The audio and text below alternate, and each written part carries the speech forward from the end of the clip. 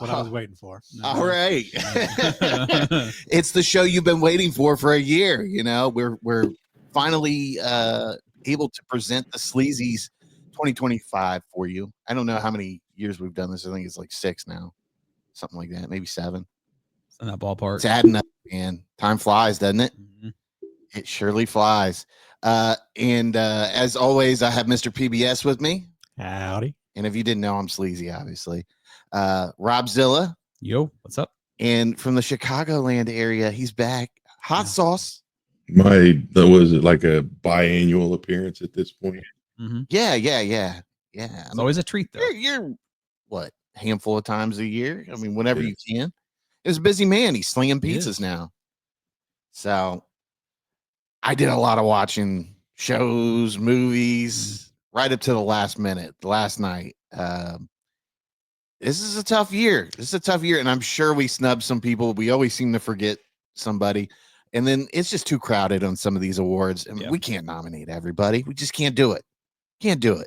But I think, for like the actors and stuff, we might just have to narrow it down to a certain number in the future. But so I'm excited. I mean, you guys excited? I mean, I'm excited. You had to leave it off. We wanted to do this last week, maybe, but then it was your birthday, and I was like, I don't want to make you do anything you don't want to do on your birthday. Well, I end up having to, anyways. Yeah. PBS is sitting there going, he doesn't give a fuck about me not wanting to do stuff. So, yeah, fuck PBS. He needs to get out of the house. But Rob had his 40th last Saturday, and it was a banger. People, not people, but one person was puking everywhere, and it wasn't Rob. It wasn't Rob. Rob, he didn't even really drink that much. No, so, I had 2 shots and a beer and tons of the other drugs. Had a handful of beers and some other things, and we'll leave it at that. Yep. But somebody asked for an edible, and I don't think that they had ever had an edible. I wasn't under the impression that they had never had one. I don't think if they did, it was a long time ago for my birthday. I wouldn't have started them off with that, but they asked for the full piece after I was like, you sure you want the full piece? You might want like half of it. And he was like, no, I'm good. Give me the full piece. And he did not make it the whole night. He was good for a while anyway. Yeah. But dude didn't know where he was. What's most impressive that he didn't throw up on my dog. Yes, because she was like in his lap just looking at him. But so normally we start this out with the shittiest award, and I think it's going to be that way still. It is, because that's how I set the slideshow up. Okay. So without further ado, here we go. You guys ready? Let's get into it. All right. So if it wants to, there we go. Shittiest movie for 2025. So the nominees are Madam Web, Crow, True Love Never Dies, right? Yeah. Hellboy, The Crooked Man, Borderlands, Imaginary. And, I watched a good portion of this movie the other night. Craven. I couldn't even finish it, dude. It's tough. It's a tough You can watch. tell they did a lot of cuts and reshoots because how it's been cut. Who was the dude that directed the original Resident Evil movie? Paul W.S. Anderson. Paul W.S. Anderson. It reminds me of a Paul W.S. Anderson movie on steroids. It's got that feel to it. Yeah. I had a friend at work ask me about it, and I said I haven't watched it yet, but my buddy Sleazy said, I believe your comment was, who's making these movies thinking people are going to go pay money to watch it, right, or something like that. I'm like, well, and he thought about it for a second. He's like, yeah, that's kind of about right. Yeah. Well, I mean, really, it's like, I watched this movie and I'm like, there's parts where he's like running around like a dog and stuff. And okay, fine. It is what it is. We've all seen Spider-Man. The comics. I don't remember. Did Craven ever run like a dog? From what I recall, no. Yeah. I remember him like up in trees. And stuff. Like jumping from tree to tree and stuff like that. I mean, obviously he has super strength and all that, but they just went way overboard with it. And I don't think they got the right guy to play Craven. And well, yet again, it's Sony touching shit that they shouldn't touch. It's bad. Yeah, it's bad. And like I said, I don't know what executive watches this and they're like, people are going to pay to see this. I'm becoming increasingly sure that like Hollywood's just turning into like a big money laundering scheme, especially Netflix. Yeah. I mean, there's so much shit that gets made, and then on top of that, they shelve shit, and you're like, Yeah. really? Like what's the guy that does the pitches, like the 5-minute pitch, like the behind the scenes doing the pitches about shitty movies and stuff? Oh, I think I've seen him once before. It's fucking hilarious. I don't remember. I had to turn that light off. That I was it going to? Oh yeah, like glitches every few seconds. But this is traditionally Rob's award, and it will be today. This is your time to shine. And one of the reasons why we couldn't have the Sleazys last weekend, because normally we follow it up the weekend after the Oscars. You know, we're like the rebuttal to the Oscars, kind of. So before we award this first movie, butthole to the Oscars. Yeah. We are not associated with any film groups or anything like that, so we don't get access to movies. This is all on our own time. So these awards are strictly based off of our own watching. And so if somebody got snubbed, I'm sorry. It is what it is. We'll figure it out. But we'll still mention you though. We are Sleazy, so we can be bought. So if you'd like to buy our award, that's fine. You can free shit, bribes, kickbacks, you name it. They'll take it. For a good pizza, I'm willing to throw in your favorite movie. Yep. I'm not saying it'll win, but I'm willing to nominate it. That's fair. But yeah, so try not to get too butthurt if your favorite actor or actress is nominated or your favorite TV show didn't make the cut. Sorry, we only have so much time and so much shit to watch. Or do get butthurt. Get butthurt and comment on us and say we're fucking terrible. And cry about it, and we still don't care. I don't give a shit. But you give us the run through of all these movies you watched real quick. Okay, so this is a pile of dog shit. Let's just start with that. So, of course, Madam Web. It's another Sony, superhero movie that we did not need. Madam Web, sponsored by Pepsi. Yeah. So I did finally check out The Crow because it was finally streaming, and I got it for free trial. So I watched that. That's a pile of dog shit. Even Bill Skarsgård can't save this movie. He watched it for free. I know. Yeah. It's and even Bill couldn't save it. Yeah. Even he had a banger of a year too. I know he's nominated. I just feel like the original Crow is like one of those movies that worked for the time. That light came back on. What the fuck?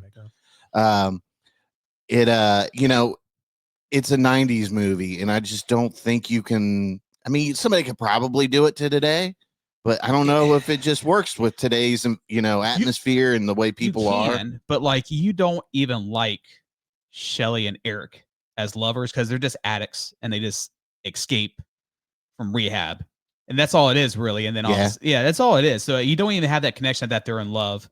You don't feel it. Nothing like watching a movie of junkies. And then, of course, he looks just like a silly ass South End fuckboy. So you don't even care about him dying at all. It's just the only reason why it's not the shit. Well, it's not going to be the shittiest, but it's nominated because there's one scene where I kind of saved the movie where it was pretty cool. It's an opera scene, but other than that, it's just not good. I'm pretty sure they got him to do this movie because he can have sex with this woman on film. It's probably the reason why they got him to do this. Really? Yeah. There's no way. Do they show penetration? No, but they might as well. Okay. She's hot. It's that good, huh? That good of a sex scene? No. That's really the scene that saved it for him. That's the scene right there. Talking about the opera. That's what he's keying on right there. What did you give it on Letterboxd? I gave it a 1 because of that scene. Because of the opera. So it was scene. a half star, and then the banging got it up to a 1. Well, it was a half star with the banging. Oh, okay. And then the opera scene with the killing and the fighting. Okay. Is what really set it off. All right. So I did end up watching Borderlands as well. So that I didn't really play the game, so I don't know how accurate it is to the stories. But people have been shitting on that movie. So the reason why is the aesthetics of it looks good. I had fun with it with some of the action, but like I can't stand Kevin Hart anymore. Jack Black doesn't do it for me anymore. Kevin Hart is he gets more annoying with every movie he does. He's more missed than hit anymore. If I'll watch anything with him and The Rock in it, because I think they work. I miss cameo Kevin Hart. Yeah, that's fine. After that, Kevin Hart from like 40-Year-Old Virgin, where he cracks a couple jokes, and you're like, oh, that dude was a great part of the movie. Yeah, I agree with you on that. So the aesthetics and the actions is fun, but I don't know how close it is to the games and story. But it's just I got sick of it. It's like a Temu version of like Guardians of the Galaxy is the best way to say it if you want to measure it. Okay, I like the Temu Guardians of the Galaxy. It's exactly what it is. Did you leave that in your review on Letterboxd? No, I don't. I gotta do better with that. Of course not. Of course not. It's true. So you just mentioned Craven. So yet again, I gave it like I think a 2 just because of the action of the gore. Okay. It's very graphic for a Sony movie rated R. So that's the reason why I gave it. But even Russell Crowe as a whatever, like Russian, is he Russian? Yeah, they're like Russian or something. It's just He's like some oligarch or something. Yeah, he's like hunts. a hunter. Yeah, he's like, I have time for you. I'm like, what the fuck ever. Your brother's weak and you're stronger. It's like, okay. The whole right, the blood of the lion getting into him See, too. That's, like, I believe what it is I think he did have an herb that he ate where it enhanced his abilities, but having like strength of a lion shit and the lion's blood into his stream, I don't think that's accurate. Either way, it's garbage. Yeah. So I gave it just because of the brutality of it and the graphic of it, but it's still Sony trying to touch up on anything that's a superhero movie. Just because it amuses me. I looked it up on his letterbox, and Rob he did Imaginary and he gave it 2 stars, and then he rewatched it and gave it 1.5 stars. Well, I meant to put it as 1.5 and not 2. Poor guy still hasn't figured out letterbox. Yeah, that's my fault. I thought I refixed it. I've noticed that it's always like double. Like he'll go back and double it, but he forgets to delete it. Out of I think he doesn't put his star rating, and then he goes back to put his star rating. That's what it is. And adds it as watching it again. Yeah, that's my bad. I thought I fixed that one. Just delete it out of your diary, dude. That's my fault. Just go edit your diary. Don't even delete it. Just go edit your diary. And then so then Imaginary, we'll watch that. So I've come to the point, if it's anything by Blumhouse, it's dog shit at this point. They've had such a fall. It is such a fall from grace. I'm already going to nominate The Wolfman as shit of the movie year already. Oh yeah, that's got to go on there next year. That's going up there right now. But I mean, there's a couple elements where it's really interesting that they go into this like, imaginary like world or whatever. But they would have more of that. It would have been better. But they don't. He did use the Temu line in his review for Time Cut. Time Cut is the Temu version of the movie Totally Killer. Okay, that's the god honest truth. I think the Temu version is turning into his catchphrase. Yeah, that might be 2024 as well. That's another horrible fucking movie. And then let me see here. Of course, Madam Web, dog shit.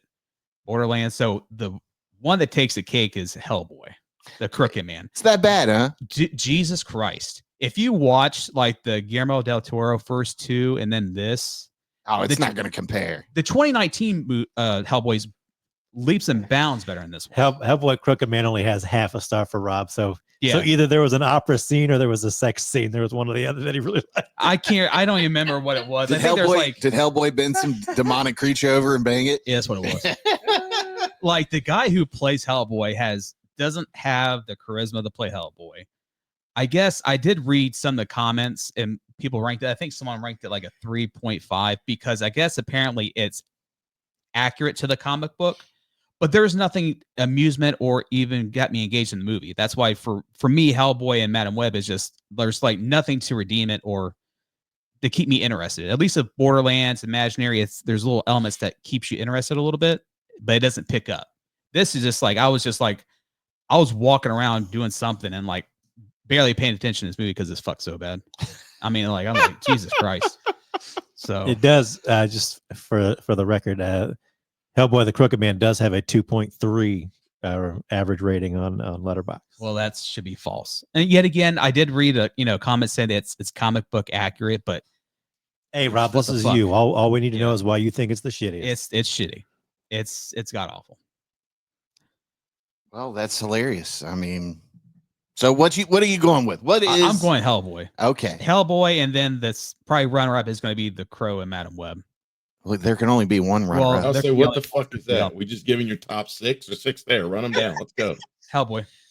What you've already let him fucking run for 13 fucking minutes. You're not going to cut him off there when he starts giving you first, second, third, fourth, fifth, sixth. Well, I didn't want to start this early with cutting Rob off because I know it hurts his feelings.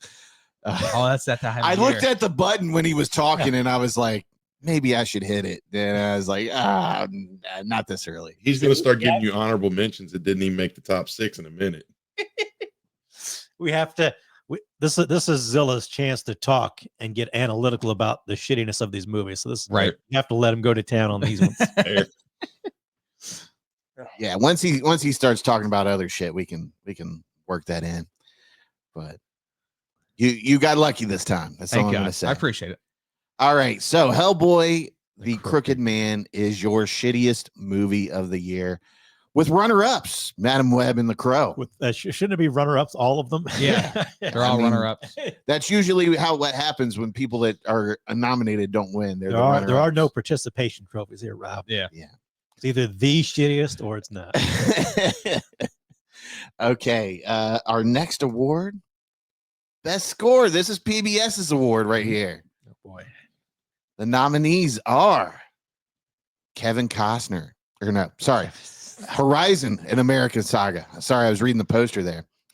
The Wild Robot, Nosferatu, Challengers, Furiosa, and The Substance. You actually forgot The Substance. I did forget The Substance. I was like, what are we doing here? You We had can't reminded have me this about that. award and not have The Substance in here. He's like, I forgot that. I feel like I saw that movie so long ago. Yeah. A couple months ago, right?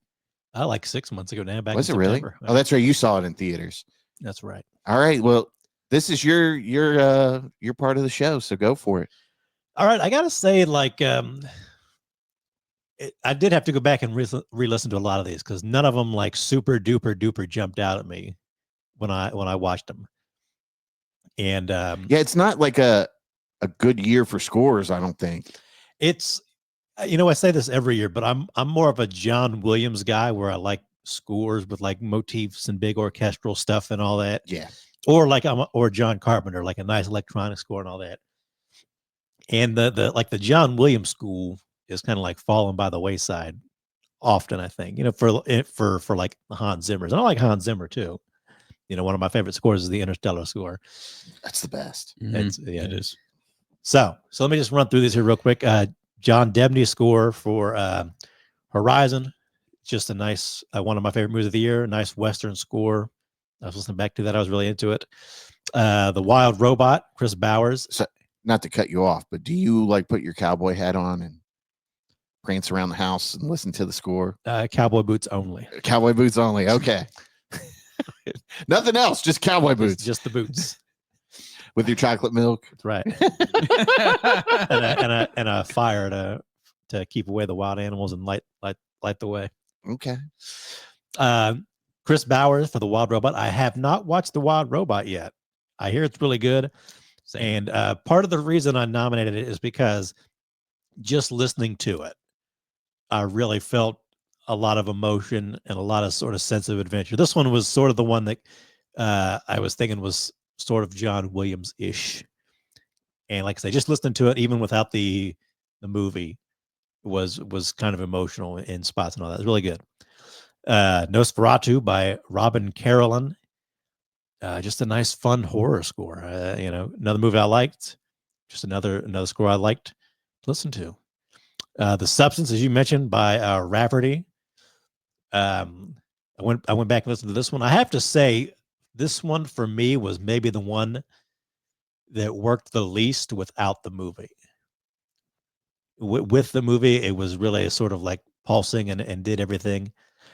And that's kind of like when I judge a score, I think, how does it work with movie and without the movie? And I think a good score should be able to do both. And The Substance kind of let me down just a little bit on that one on this listen. Furiosa by Tom Holkenborg, who also did the score for Fury Road under the his musician name Junkie XL. I appreciate that it had similar sounds and all that to Fury Road, but it wasn't trying to be Fury Road. Okay. And it's similar to what I think about the movie too. And I was really into it. It had its little parts where it was definitely expanding on that. So it's a good score. And then Challengers, Trent Reznor and Atticus Ross. This is another one. I listened to the score before I saw the movie, but I did watch the movie on this one. And it's got this really nice, like, electronic score with like hints of like old school, kind of like Kraftwerk and that kind of thing. And that's what really kind of got me into it. But it's also got some of those, like, I don't know if we call it like 90s dance parts in there too, but I was really into that one, the electronic score. And I think my pick is Challengers, Trent Reznor and Atticus Ross. I was just super into that one. That's the one. It's the one I've actually gone back and listened to the most. And I was a little bit surprised by that at first. Right. But it really worked for me. So I didn't know Trent Reznor did the music for that. Yeah. Oh yeah, he does. He's gotten a lot of acclaim. I think he may have won an award. So we're going with challengers. Trent Reznor. Trent Reznor and Atticus Ross. I'm writing this down because then I'm going to be like, oh boy. Right. I forget. Let me listen back to the episode. Yeah, when I go to do the, the recap through the week or whatever, and make all the art, I'm like, who won this? I need to watch this again. Okay. That's So, he won't know. no, come on, man. Yeah. Producer should be the one keeping the notes if we're being honest. Right? If we're being honest. Yeah. I know my back's pretty sore from carrying the load. I understand. Past couple weeks, so he did try. He did try to put some nominees down. I gotta give him credit. I saw what he tried. Don't give him credit. Do not. No. You don't gotta give him that much credit. No. He commented on like 3 things, and he would like comment. I'm like, Jesus Christ, man. Just fucking edit the comment. All right, so moving on here. Best limited series. So who here has watched all these? We know you haven't. You're not a participant in the shows. How about you, Hot Sauce? Have you watched any of these? Yeah. One. Which one did you watch? Penguin. Zilla? I watched 3.5. 3.5. Okay. So I watched The Penguin, 3 Body Problem, Shogun. I started The Gentleman, but I didn't watch Ripley. I didn't watch Ripley. So Ripley was a PBS nomination. You want to, talk about it? Yeah, it's based off the series of books. Like the first one's The Talented Mr. Ripley. I forget what's his name. Like Jude Law played in that, didn't he? In the movie, yeah. Okay. Yeah. He was in that with Matt Damon. Oh, Matt Damon. I still need to see that movie. I've never seen that. Damon. But find his name. Andrew Scott plays Tom Ripley. Okay. And it says right there, Andrew Scott as Ripley.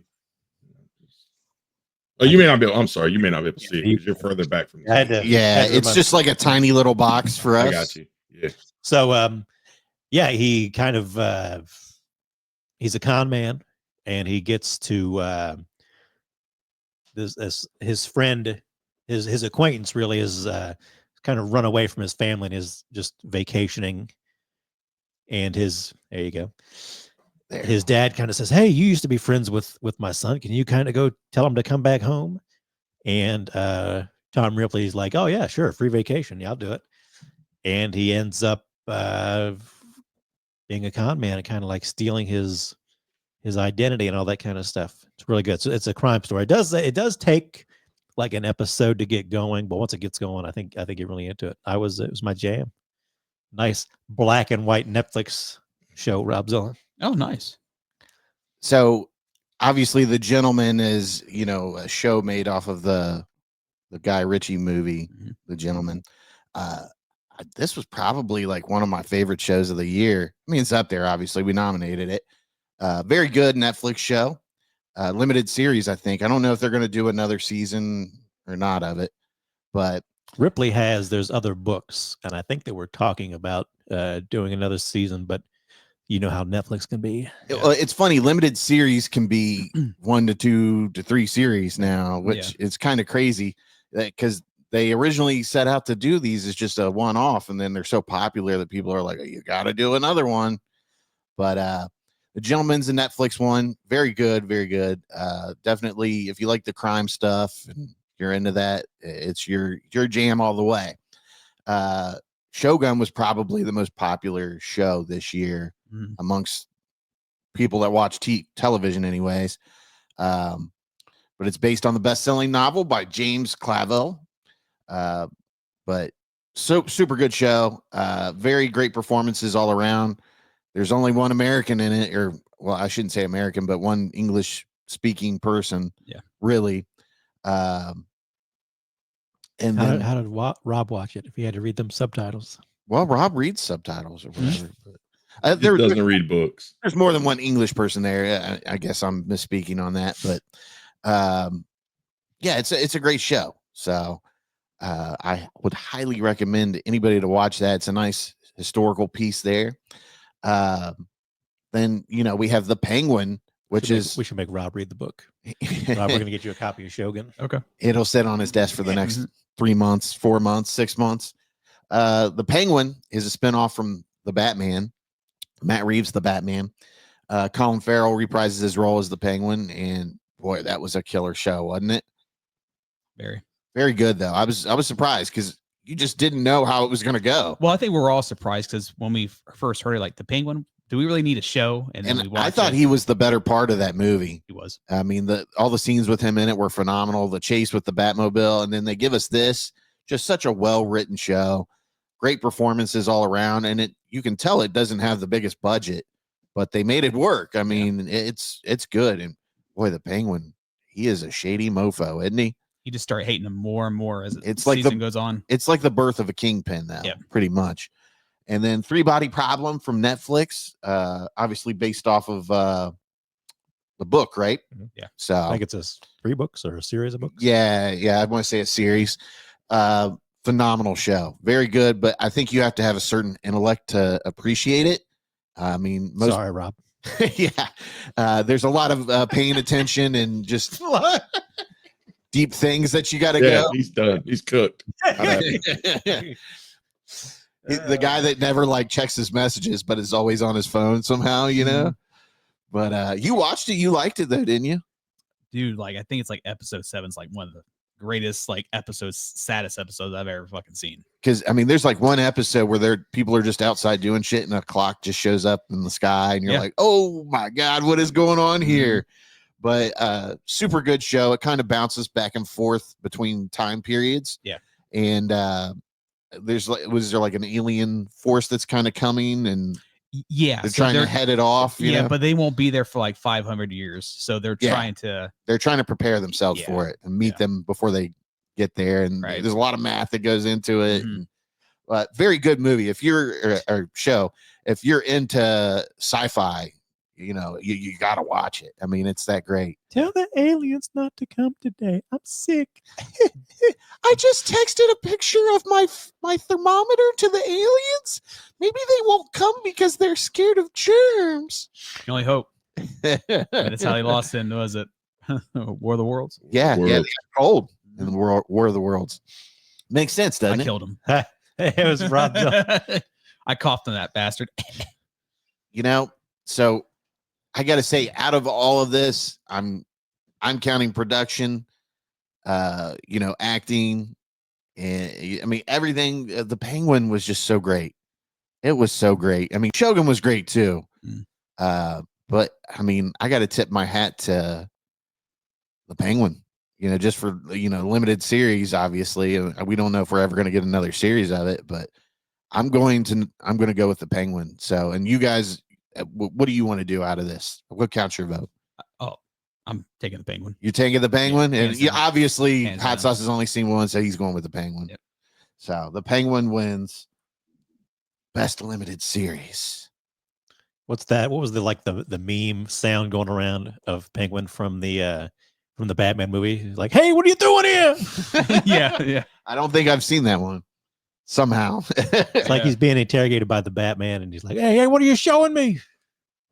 I mean, and it's funny because, I mean, the Penguin is just the Sopranos, but insert the Penguin, you know?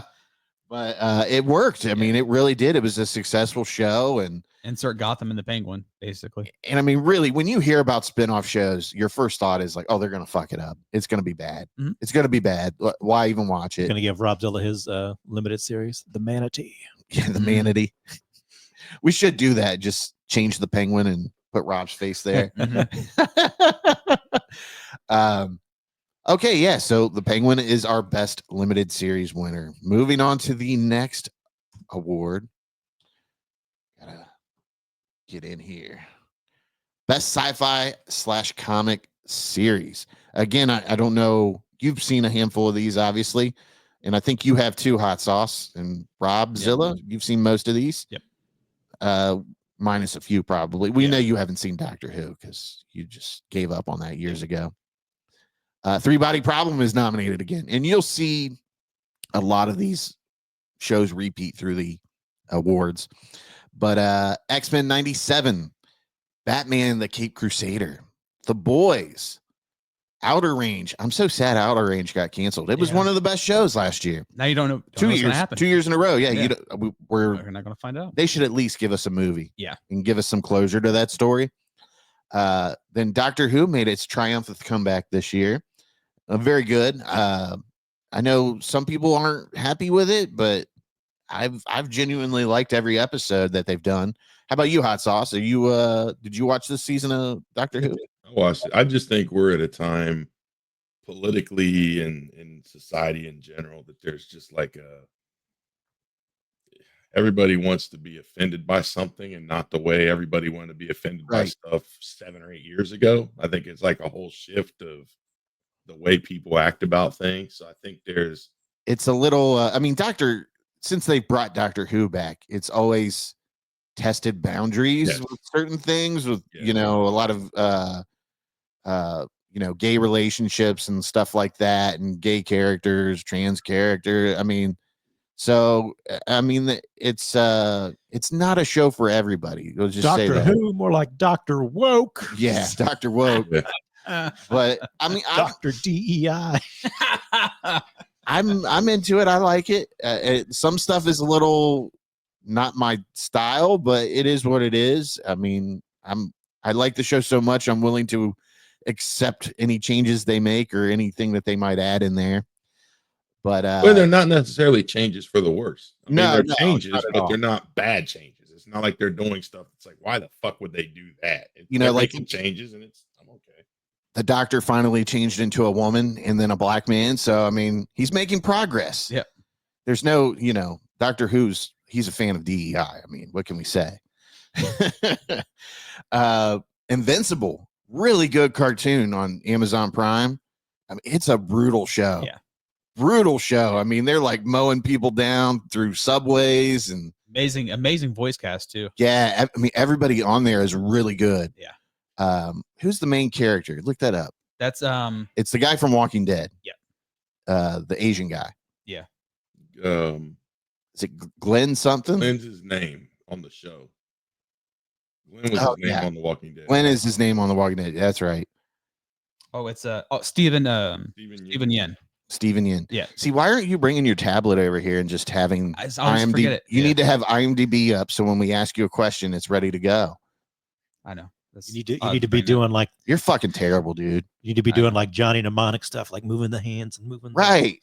Get him those Apple Vision Pros. So he's got a VR headset over there. I saw it. Do I? He's got a VR headset. Oh, he does? Oh, okay. I saw it. Wouldn't that be something if Rob just had the VR headset? He's looking right now off into space. Like, do I have a VR headset? You can tell I don't touch that. That's not Rob, look that up, and he's watching porn on his VR headset. Excuse me, what? This was the opera scene. I mean, okay, so Silo is an Apple Plus show, Apple TV Plus. Really good sci-fi show. I think it's one of the better sci-fi shows that's out right now. But they're in this silo that no one knows why they're in the silo. It's, I mean, years past, generations of people passed since the first people that were in the silo. They have no idea why they're in the silo, and it's got politics in it, and it's just a great show, man. And Rebecca, what is her name from Dune? Ferguson. Rebecca Ferguson. She cooks in this show, man. She is an absolute, I mean, she's putting her acting on full display. And then we have Dark Matter, another Apple TV Plus show. I'm telling you, nobody does sci-fi like Apple does. That's what you keep saying. They have the best sci-fi shows on television right now. So if you're a sci-fi fan and you don't have an Apple TV Plus account, I mean, sign up for it. It's only what, $9 a month or $7 a month? $10.99 a month. I think it used to be $6.99, and everybody keeps raising prices. Course, yeah. But I just heard recently there's a rumor going around that Apple's losing $1 billion a year on their streaming service. Really? I mean, how is it that these? I mean, do they obviously all of them overspend for? It's what happens when you don't pay taxes. Right. So Disney just turned a profit last year. For the Did they really? Time on Disney Plus. Good. I mean, I don't want these things to go away. I enjoy them all, but at the same time, you got to make this affordable. The answer can't be just raising the price on the consumer every You want to bet? every 3 and 6 months. I mean, look where Netflix is at. Cable companies have done for the last 100 years. Yeah, and I mean, come on, can we figure out a clever way to advertise without commercials and just sell the home screen to somebody? Yeah, like web pages do.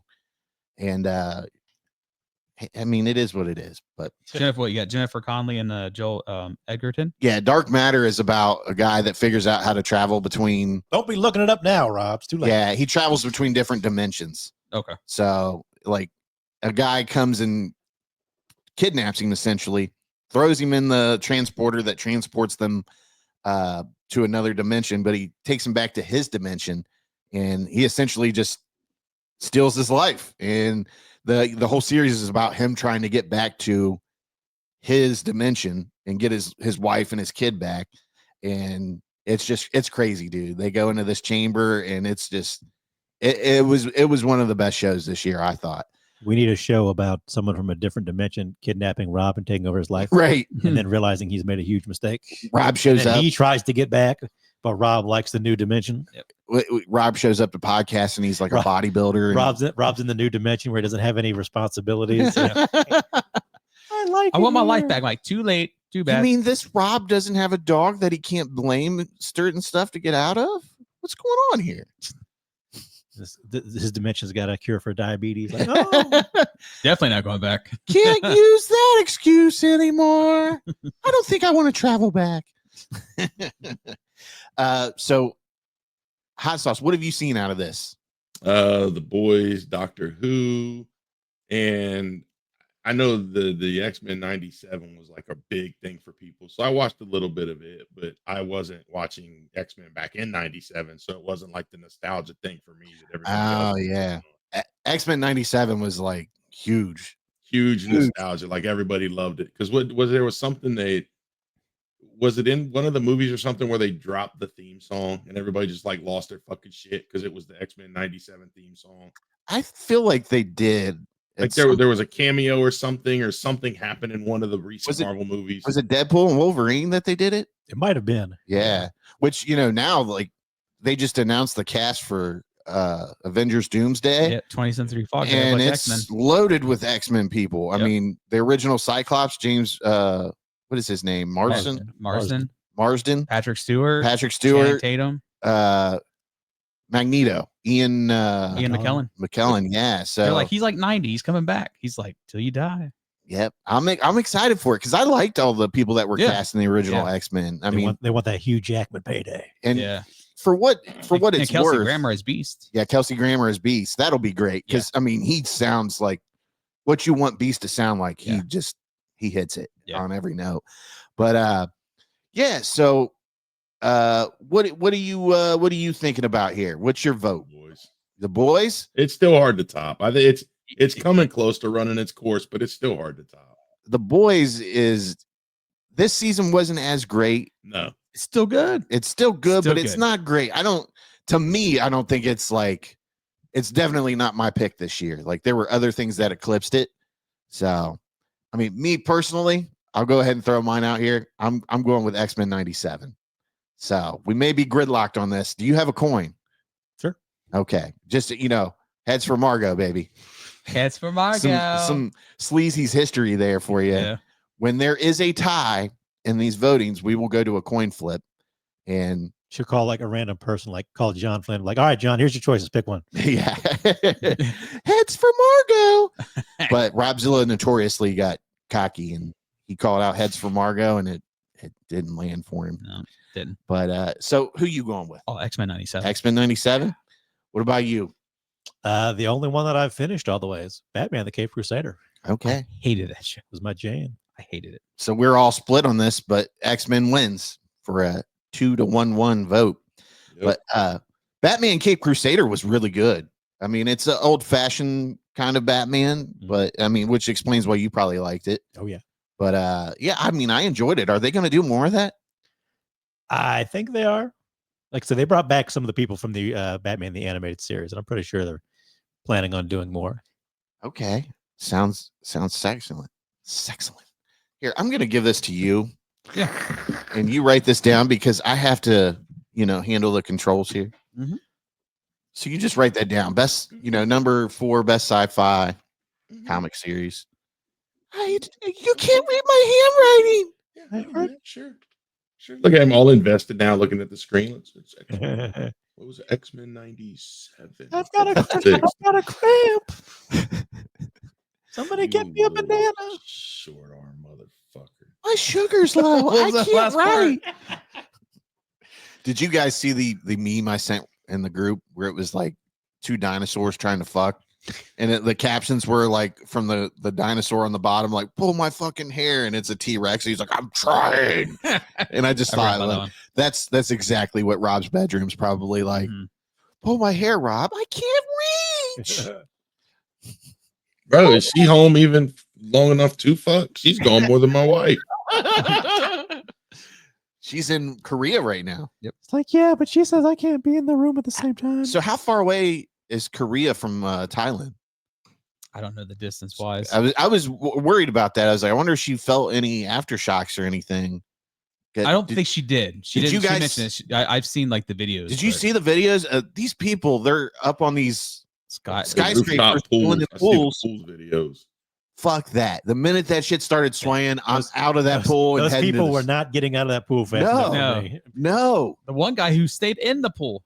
I would be scared that the water would carry me over the side. And I mean, I guess, hey, you're relaxing. You're going to go out on your terms. But me personally, the minute I see that, I'm not recording shit. I'm getting up and leaving. Well, there's certain ones too that had like the infinity drop off where it's just ground, but these ones had like the glass, but still I still doesn't matter. And if the building's shaking that much, I'm sorry, I'm not taking the elevators. I'm jumping from steps to steps until I get down.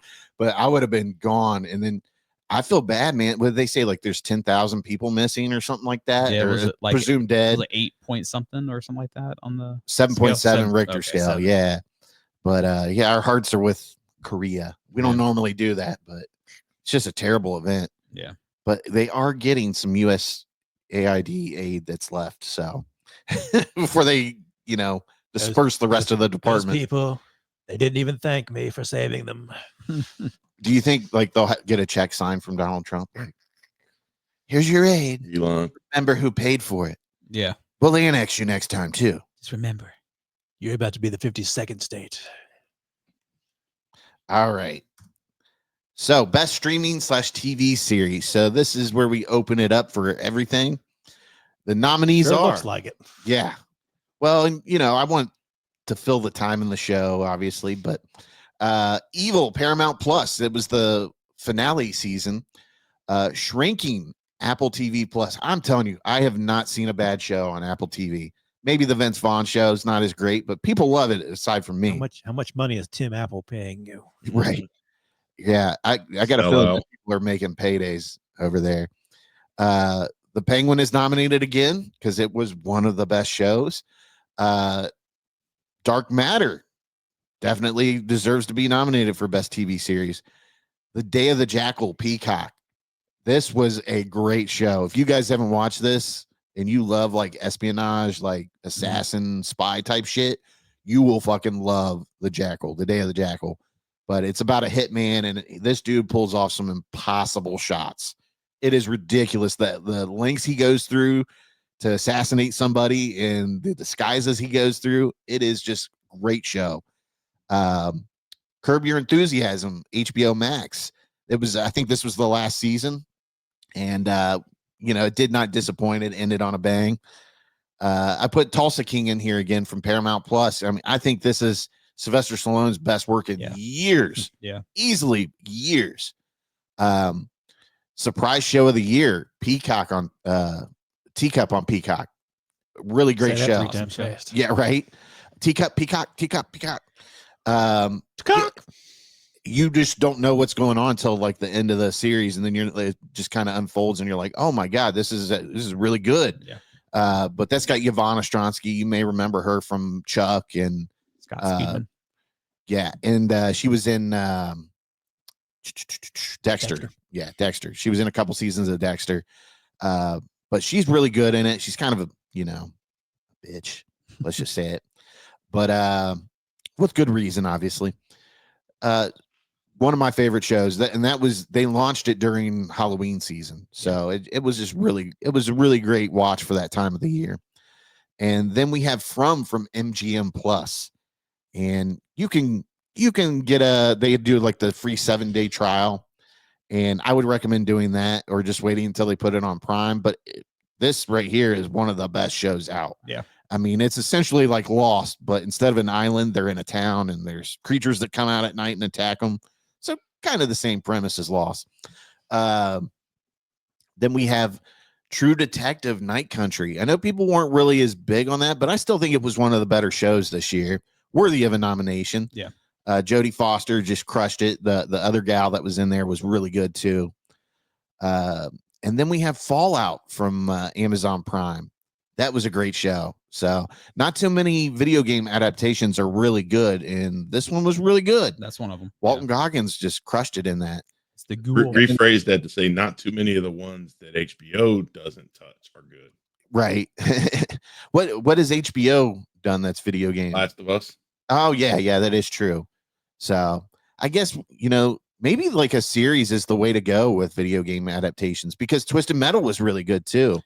So maybe they're changing the tide on that, adaptation. It's probably the best, like you mentioned. Yeah. Then we got X-Men 97 again. I thought it was one of the best shows this year. It was really good. So I mean, the writing was there. The animation was, obviously they made it similar, but they updated it. So it was really good. And then we've got Landman from Paramount Plus. And much like Sylvester Stallone, I think this is Billy Bob's best work in years. Yep. So if you haven't watched that, I mean, you got to watch that. It's about oil tycoons and all the shit they go through on the border there in Texas, and dealing with the Mexican cartels and different things in the government. I mean, it's a hot mess. But Billy Bob Thornton is really good in it. John Hamm's good in it. Demi Moore's good in it. Ali Larter she's still sexy as can be. Mm-hmm. And you get to see Ali Larter naked. So it's a win, right? It's a win. It's a win. Then we've got Rob's favorite show ever on television here from FX, What We Do in the Shadows. Final season. And it went out on a bang. Yep. And that, to me, was one of the best comedies for how many years now? 6 or? That was 6 seasons. Yeah. So it could have ended on season 5 the way it ended, but. And then, we've got Shogun, which was another FX. Great show. Just well done writing. A phenomenal show all around. The cinematography was really well in that.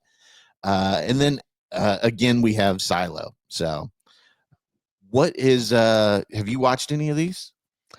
PBS? I know you're not a big show guy. Mainly for some pieces. reason. I've watched, we talked about True Detective Night Country, which you I did was watch that with us. mostly okay with. Didn't love it.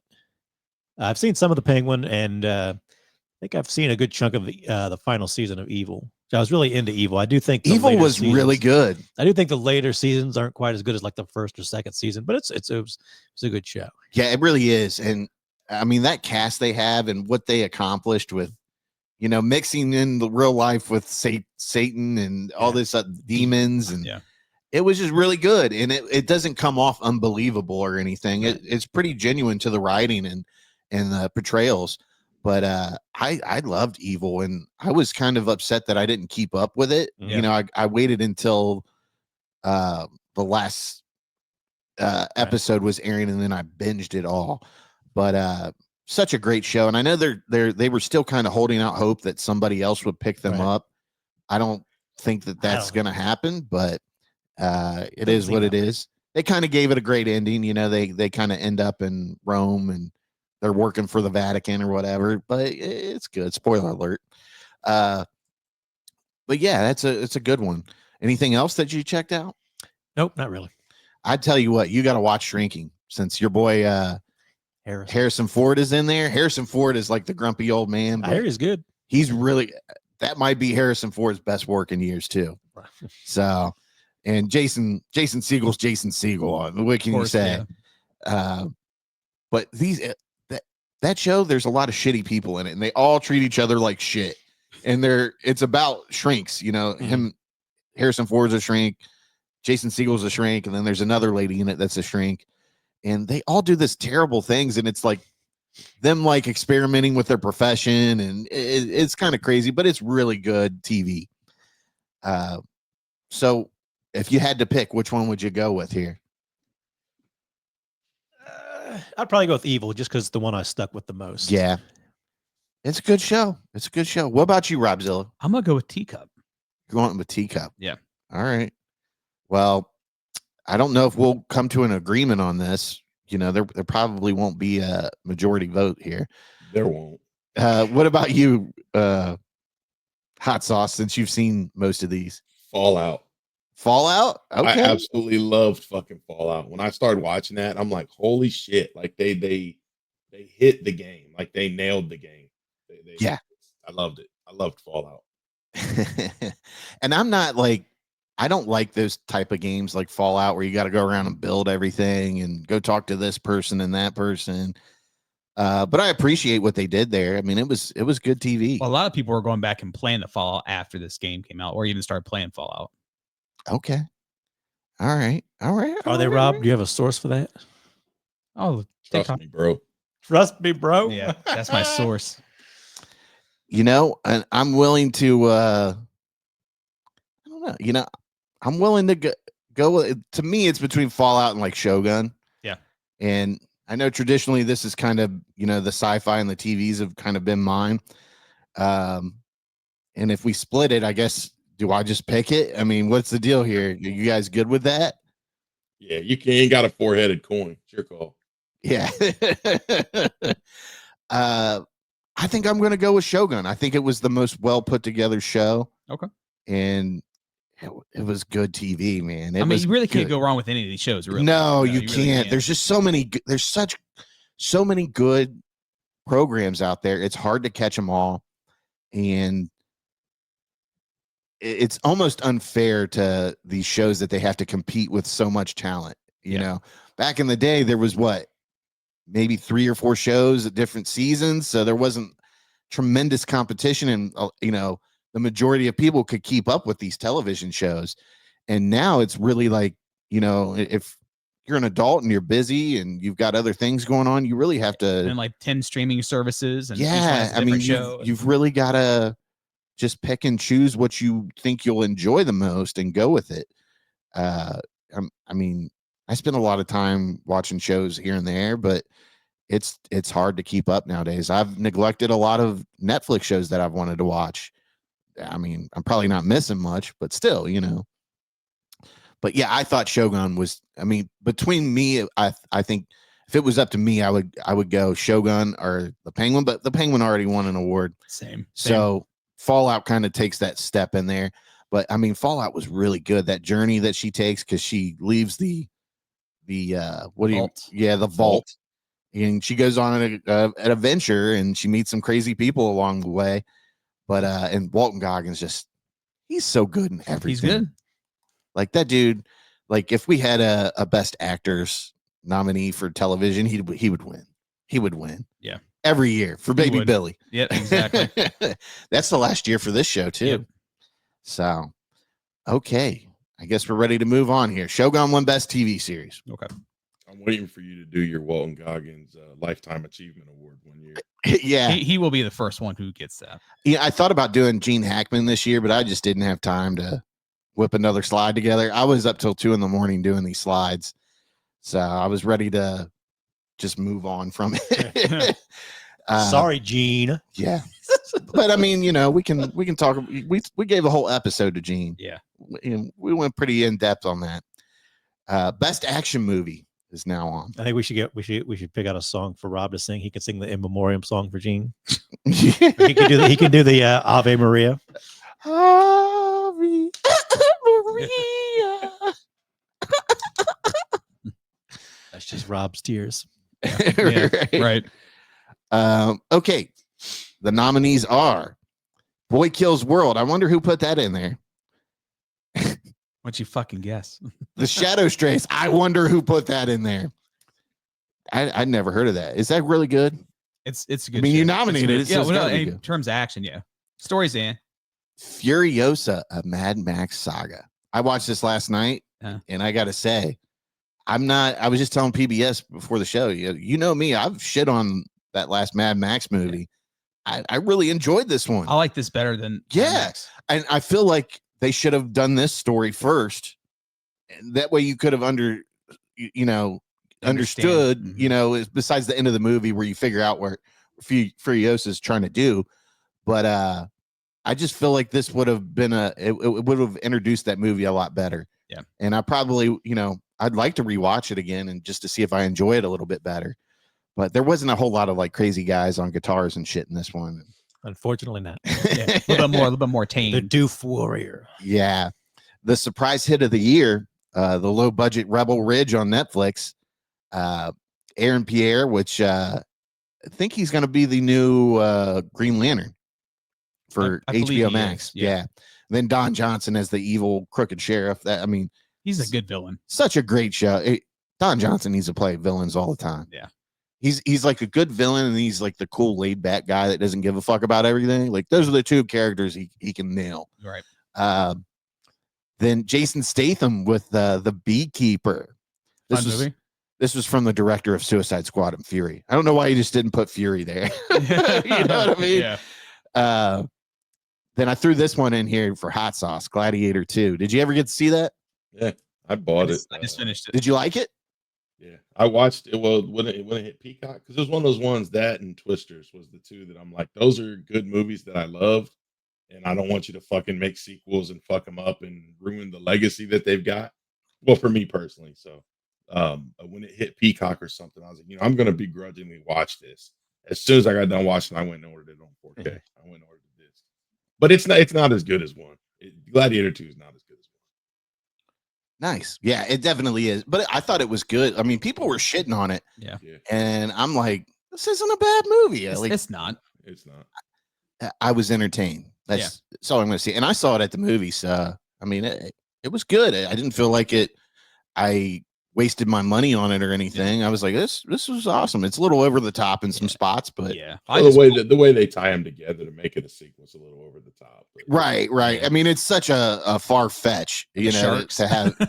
Yeah, and then the sharks in the like in the Coliseum have flooded. I didn't know that they actually they did flood the Coliseum. See, I didn't know that either. And they had little battle wars. PBS told me that. Yeah. I didn't know that. Yeah. I'm pretty sure they didn't do anything with sharks though. Romans were some goddamn engineers, weren't they? They were. I'll tell you what, after I watched that movie, I was like, I got to find all the Roman documentaries I can and just watch. It's fascinating.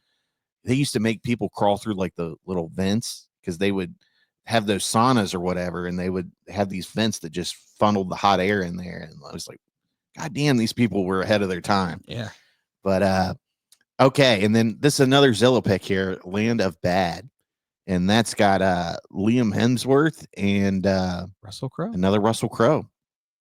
Russell Crowe, he still does good work. He does good work. And there's times he saves movies just because it's Russell Crowe. Yeah, he doesn't need to do, I don't know why he does some shitty movies though. Like, why did he need to be in Craven?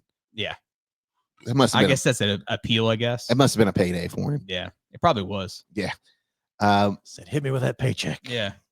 So we'll flip it back to hot sauce here. What are you going with here? The one nobody else is gonna pick, honestly. Just happened to watch it one weekend when my wife's mom came to visit and they put it on, and I was kind of sitting in the chair off to the side, just ignoring them playing on my phone, but I actually ended up fucking watching it. The Beekeeper. Dude, the Beekeeper. It's a fun movie. I'll watch anything with Jason Statham. Exactly. If he's in it, I'm watching it. If you like 2000 like action movies, this is perfectly what it is. And that's what you tell me, action movie. This is what I want to see. This is what I want to watch. Over the top dramatic shit, and just him going through laying waste to a building full of people. It was great, man. Well, me, you, and our buddy Talbot seen it, and like there's a scene where they pull up the truck with the machine gun, and me and him start laughing so hard because it's so cheesy. It really was, and you're like, that's so awesome. What's going on here? Yeah. But yeah, I mean, picture perfect action movie. It is. I have in my head what I want an action movie to be, and that's what I watch. That's what I want to see. Yeah. All right, PBS, I'm flipping it to you. Didn't see Boy Kills World. Didn't see The Shadow Strays. I think there's only one person here that saw The Shadow Strays. Me. Well, I like the director. He did another movie last year, the year before, that was kind of regarded the same as the Shadow Strays, and I just didn't quite do it for me. Haven't seen Gladiator 2, even though I'm always tempted to watch it for reasons. You haven't seen Gladiator either. I don't need to. For what I'm told. I don't need to. I think you do. I don't know who's telling you that, but I think Remember that one influencer who said that Gladiator 2 was not only better than Gladiator 1, it was like one of the greatest movies of all time. I don't know. Yeah, we talked about that. Oh, did we? Yeah. I don't remember that shit. Yeah. I liked Land of Bad. I thought it was tries to do like a little too much and hangs out a little too long, but I really liked Land of Bad as an action movie. Rebel Ridge was really, really good. I think it's one of those movies I think suffered from being a Netflix movie. I just don't know what it is about Netflix, but it's always like it was good though. Yeah. It was like I love director Jeremy Saulnier, who did a Green Room and Blue Ruin. He's like one of my favorite working directors. Best movies ever I made. felt like Rebel Ridge was the surprise hit of the year. Yeah, it wasn't a surprise to me because I knew it'd be good. I did think The Beekeeper was a little overrated, but it was like you guys said, like a fun action movie. It wasn't too stupid. It was just kind of right in that sweet spot of action movies. But you know what I'm picking? I'm picking Furiosa, Mad Max Saga.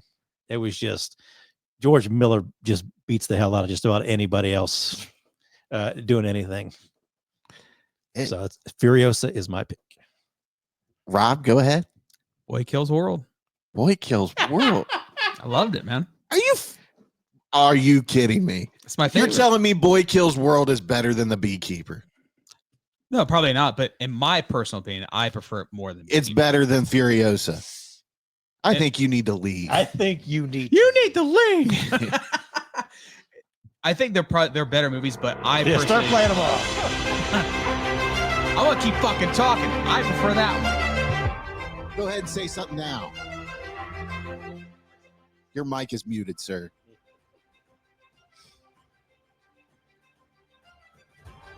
I can't believe it. I can't believe it. I can believe it. You should believe it. It's on brand. I'm officially in a bad mood now. Like, I don't want to go to work tomorrow. I should just call off and do edibles all day. Yeah, I mean, I wouldn't even like. The only reason that's in here is because you wanted it in here. Well, that's fine. We all get a nomination, whatever we want, but this makes for the good quality here, I guess. That I guess I'm blown away. I mean, it's better than Gladiator. It's better than The Beekeeper. It's better than Rebel Ridge. Come on, Rob. What are you writing down there? Don't you dare write down Boy Kills World on there just to piss you off. No, I don't think it's in terms of actual movies. It's not better than those movies, but I prefer and I liked it the most. I don't think they're better than them, but it's just my preference of that movie. Yeah, whatever. It's my. I don't even know what to fucking say at that point.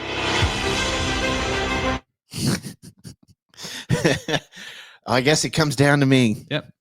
To me, it's a tie-up between Furiosa and The Beekeeper. Yeah.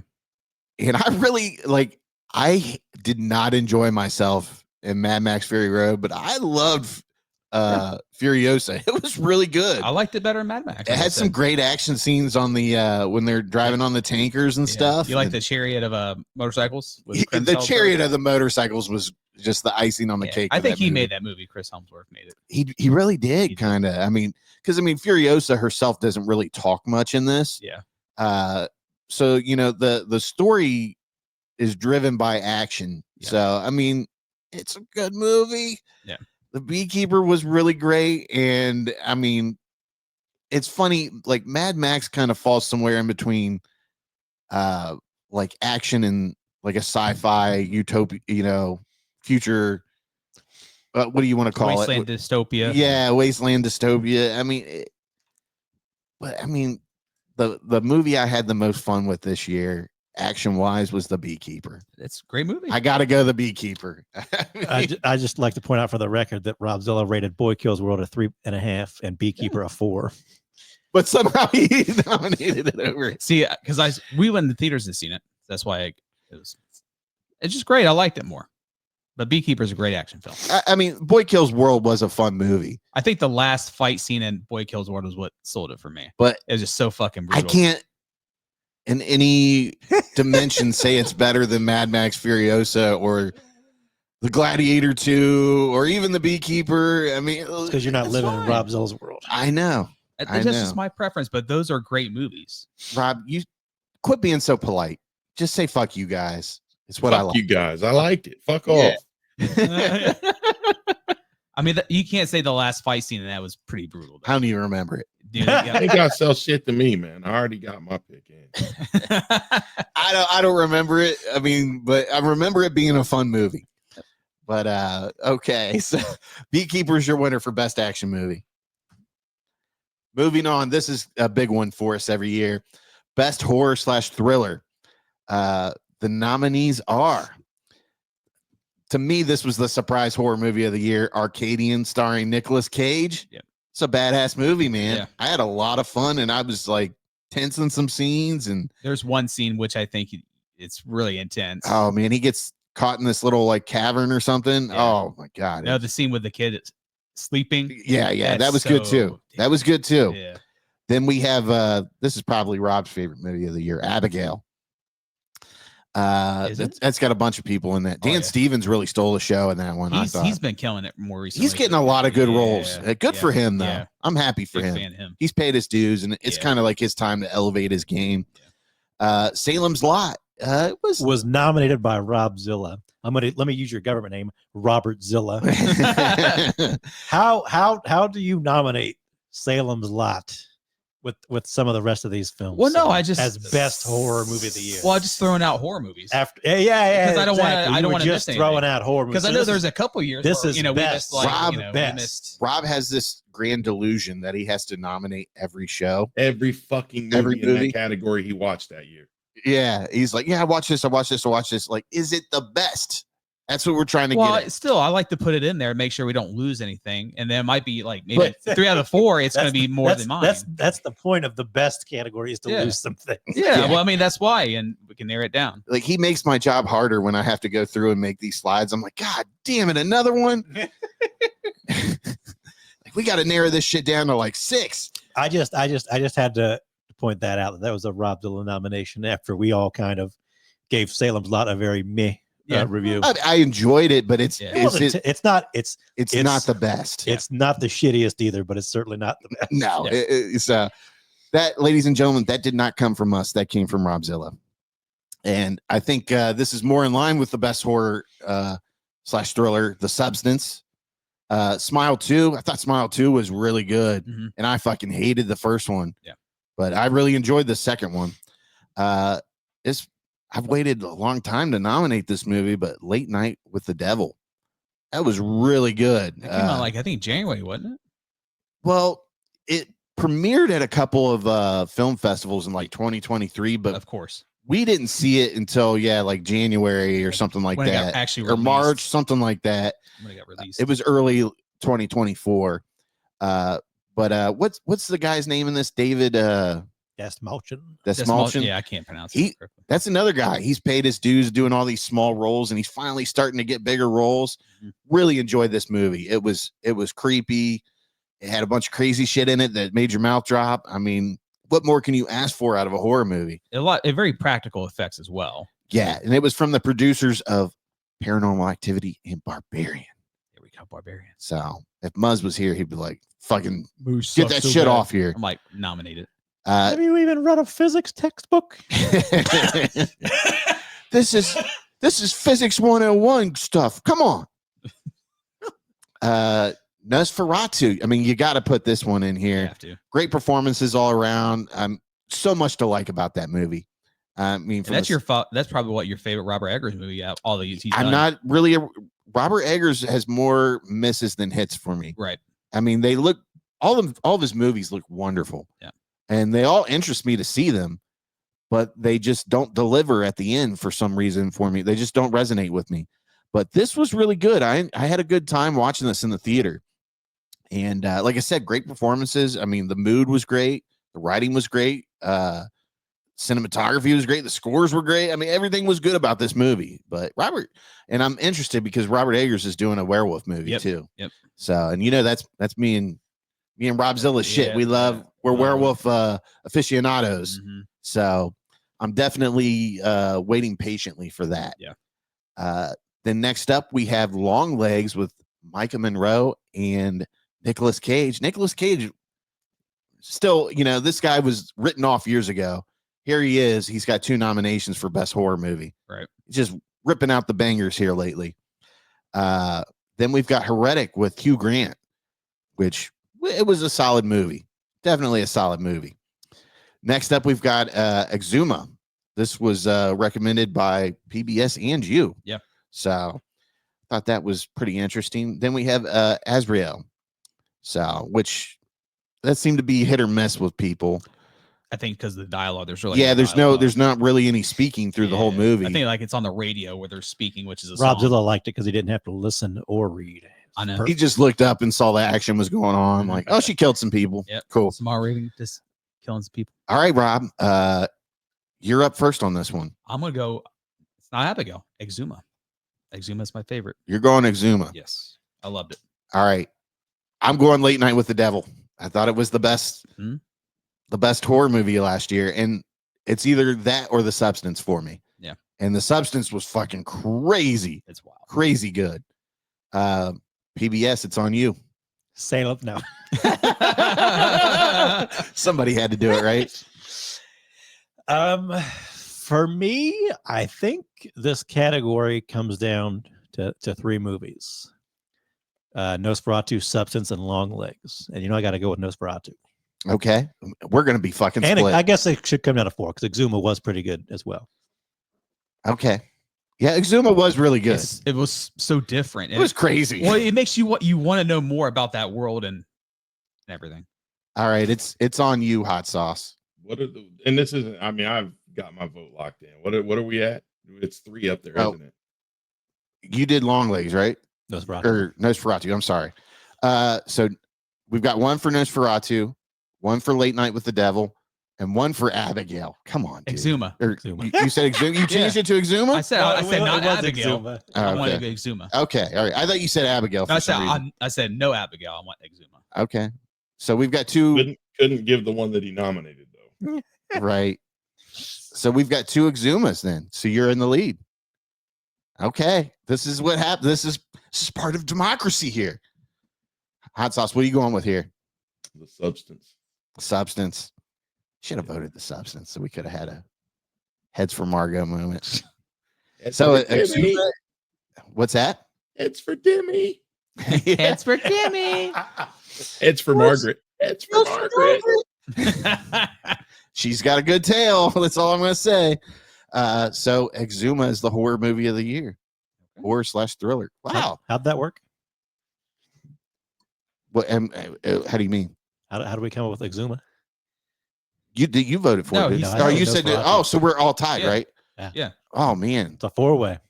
it's a 4-way. It's a 4-banger. They're all the best horror movies of the year. It really is. So who had we all had 1 apiece, right? Yeah. Jesus Christ, how are we going to do this then? You can say it's your choice, or you can say there was no consensus. I'll go against it and pick something else. There's really no wrong answer because we all enjoy these. Well, your job is to sway us. So sway us about why Exuma should be. Maybe you can change a vote here.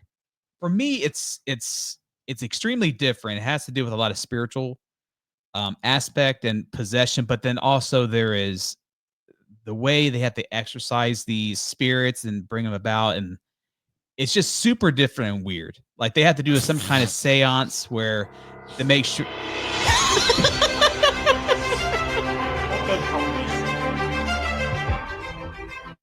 I'm sorry, Rob. Keep going. No, As soon as you got it, I just saw his fingers start moving. I heard him laugh. I'm like, oh. I saw his fingers go up the slider. Like, no. Well, that's it. Yeah. Nothing else to say. He shut him up so much, he's probably ready to change his vote. Are you willing to change your vote, Rob? Oh yeah, I can. It don't matter. I can change my vote. He's What mad now. God damn it. It's your preference. It's your preference. And Rob, tell us to fuck off, Oh, man. Rob, it's your preference. I feel like Elon Musk here. Like, are you sure you want to vote for that Democrat? Yeah. The chainsaw bureaucracy. This is the chainsaw of best horror/thriller movie. All Empathy right. is for the weak. Man, this is crazy. This is like the first year we've been divided In like terms this. of horror movies. anyway. Yeah. You know, I'm willing to change my vote. Yeah. I'm just going to do it. The Substance. That's great. We'll go to the Great pick. Substance. I don't necessarily have a problem with that. Yeah. And that's the thing. There's no problem except probably Salem's Lot But- to the issue. So, and you know, I don't have an issue with it because I mean, I feel like it's just as good of a movie as Late Night with the Devil. But okay, it is what it is. We had to reach a conclusion here. Mhm. True So, bipartisanship in action. yep. Yeah, I don't have a I problem. was willing to be swayed there. So by hot sauce who didn't say anything. hey, you know, wait, by Robzilla talking to go somewhere else. Hey, well, you know, he's thinking about it. He's listening to Robzilla. And he's going, "This motherfucker," and then he's just thinking like, "This is." I did get to see Full Frontal Demi Moore. yep. That's what it is. Yep. But you know what? Like much Rob like That's has at least to have half a a star. much like Late Night with the Devil, where's there's that crazy ending. I mean, The Substance had that great ending where she runs into There, the. that goes off the fucking rails. Yeah, it Yeah. does. Fucking It's moron. insane. It's insane. I mean, look, I appreciate the nudity that both of them contributed in this movie, but ultimately, it's a great movie. I mean, Yeah. and it is one of the best horror movies this year. I mean, if I'm going to get down to like a top 3 here, I mean, it's definitely The Substance, Late Night with the Devil, and Nosferatu Mhm. for me. Longlegs was good, but I don't think it really.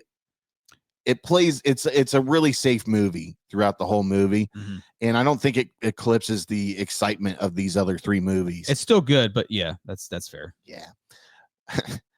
Yeah, Robzilla just I couldn't listen to him talk anymore. So I was like, I gotta go with hot Like- sauce on this. He's like, end Yeah. it. I'll pick one. Yeah. End it. yeah. He's talking. I'll just pick one. Pick But- one. Much be said, I mean, Exuma was really good. So I could have went there. I just wanted to crush Rob for one Oh, that's fine. segment. You're supposed to say fuck you. Get It's fucked. Shut better. up. It's the best one this year. Next one. Crush me, daddy. All right, so we're gonna go ahead and move on here. Best director. And the nominees are. Do you want to read the nominees? No, you. Why do I gotta read everything? Because you're gonna hit that fucking board. No, I'm not gonna hit it, dude. Just you're not giving an opinion, you're reading the nominees off. PBS can. I like the way You PBS go, PBS, read the nominees off. All right. Nominees for Best Director are for Dune Part 2, Denis Villeneuve. Alien Romulus, we have Fede Alvarez. I just wanted to see how Rob would pronounce. I know. That's the reason why. He wasn't gonna fucking do it. Yeah, exactly what it is. You're fucking with me. That's why I decided not to. For Honora, we have Sean Baker. For Nosferatu, we have Robert Eggers. For The Substance, we have is it Coralie? I thought it was. I Look ca- there. That sounds right. I copied and pasted it. So Coralie Farraget, I think she's French. yeah. Alex Garland for Civil War and Rose Glass for Love Lies Bleeding. All right. I mean, I'll just throw it out here. I mean, to me, no one else is close to Robert Eggers this year. I mean, that is the most well put together movie that I can think of. So, what are you guys going with? I don't know. I'm kind of torn. I do think Coralie had a very singular vision for The Substance. And I think I have to go with her. Okay. Wow, that's crazy. All right. So it's on you now, Robzilla. Denis Villeneuve for Dune 2. It's my Oh man, favorite. we're gonna all be split again. Mhm. It's my favorite. Hot sauce.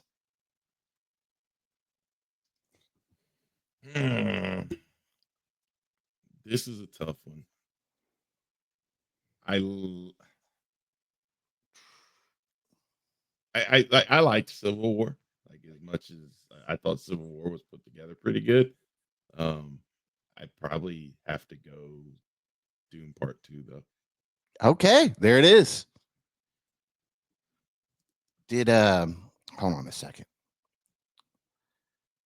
Let me go back to the main screen here. Give him hell, Zilla. He gave you the writing duties and he's fucking up the slideshow. I'm fucking Give up him the shit. slide. Come on, give him shit. Fucking hell. If only you knew the Come troubles on, here. Rob. Call him a piece of shit. Give him shit, Rob. Come on. I know you can't reach It him with doesn't your help that arms, he's so don't doing swing it. at him. Just tell him. I didn't add best cinematography in here. I must have missed that slide. I did. I was just thinking about that. I was like, we're missing something here. So here, we're just going to add this in. After best director here, we'll just throw this in. Hold on, new slide. The cinematography. I like how Rob's just like staring at the screen. Robzilla, why is Denis the best director? It's just my opinion. Tell me why, Rob. No. I mean, you can't go wrong. Call me the there. Backstreet Boys and tell me why.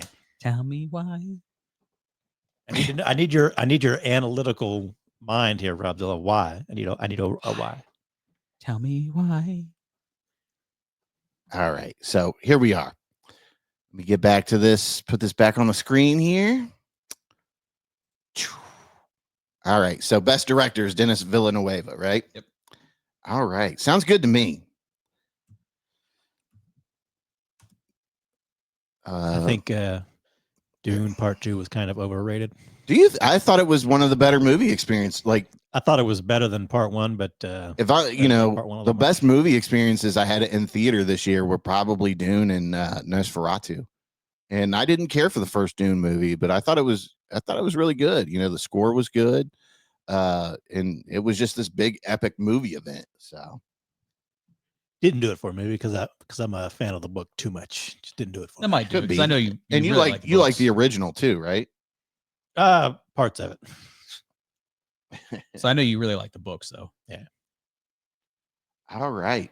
So now we're on to best Are you gonna let cinematography. Rob read these off because they're easy? Yeah. Rob, you want to read the best cinematography off? Yeah, so we're gonna go with Dune Part 2, Furiosa, Love, Lies, and Bleeding, The Brutalist, Horizon, Civil War, and Nosferatu for best cinematography. Can you read that again? I'm sorry, I didn't catch any of that. You notice he was looking at the TV, not talking into his microphone. Yeah.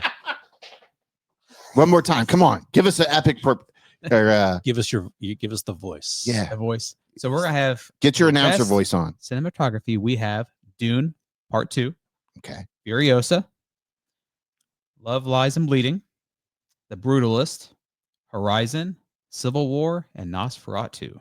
All right. Okay. So just go ahead right now. Stop pretending what you're writing there. Come on, man. What are we going with here? Probably cinematography. We're gonna go with Nosferatu. I mean, this is like your shit right here. Nosferatu. I mean, whenever Rob talks about a movie, it's like the cinematography. It was great. Nosferatu for me. I'm going Nosferatu too. I think it's good. Between me, it's either Furiosa. Well, you know what? I take that back. I'm going to change it. Furiosa. It's such a beautifully shot movie, and I don't think anybody makes a prettier movie than George Miller. I mean, I've not been a big fan of the Mad Max series. I mean, the guy does a great movie. I mean, you can't go wrong with it. So it's on you, PBS. Nosferatu. Okay. I do like I say, Dune looked good. Furiosa looked good. It does have a few little kind of wonky CGI shots, just because he does do so much. But it makes sense in the world, so it doesn't take you out of it that it looks a certain way. Horizon, great epic western, loved it. I'm surprised you didn't say that. Either way, if it just Nosferatu, just the whole sort of moody, dark look, it's just unparalleled for me this year.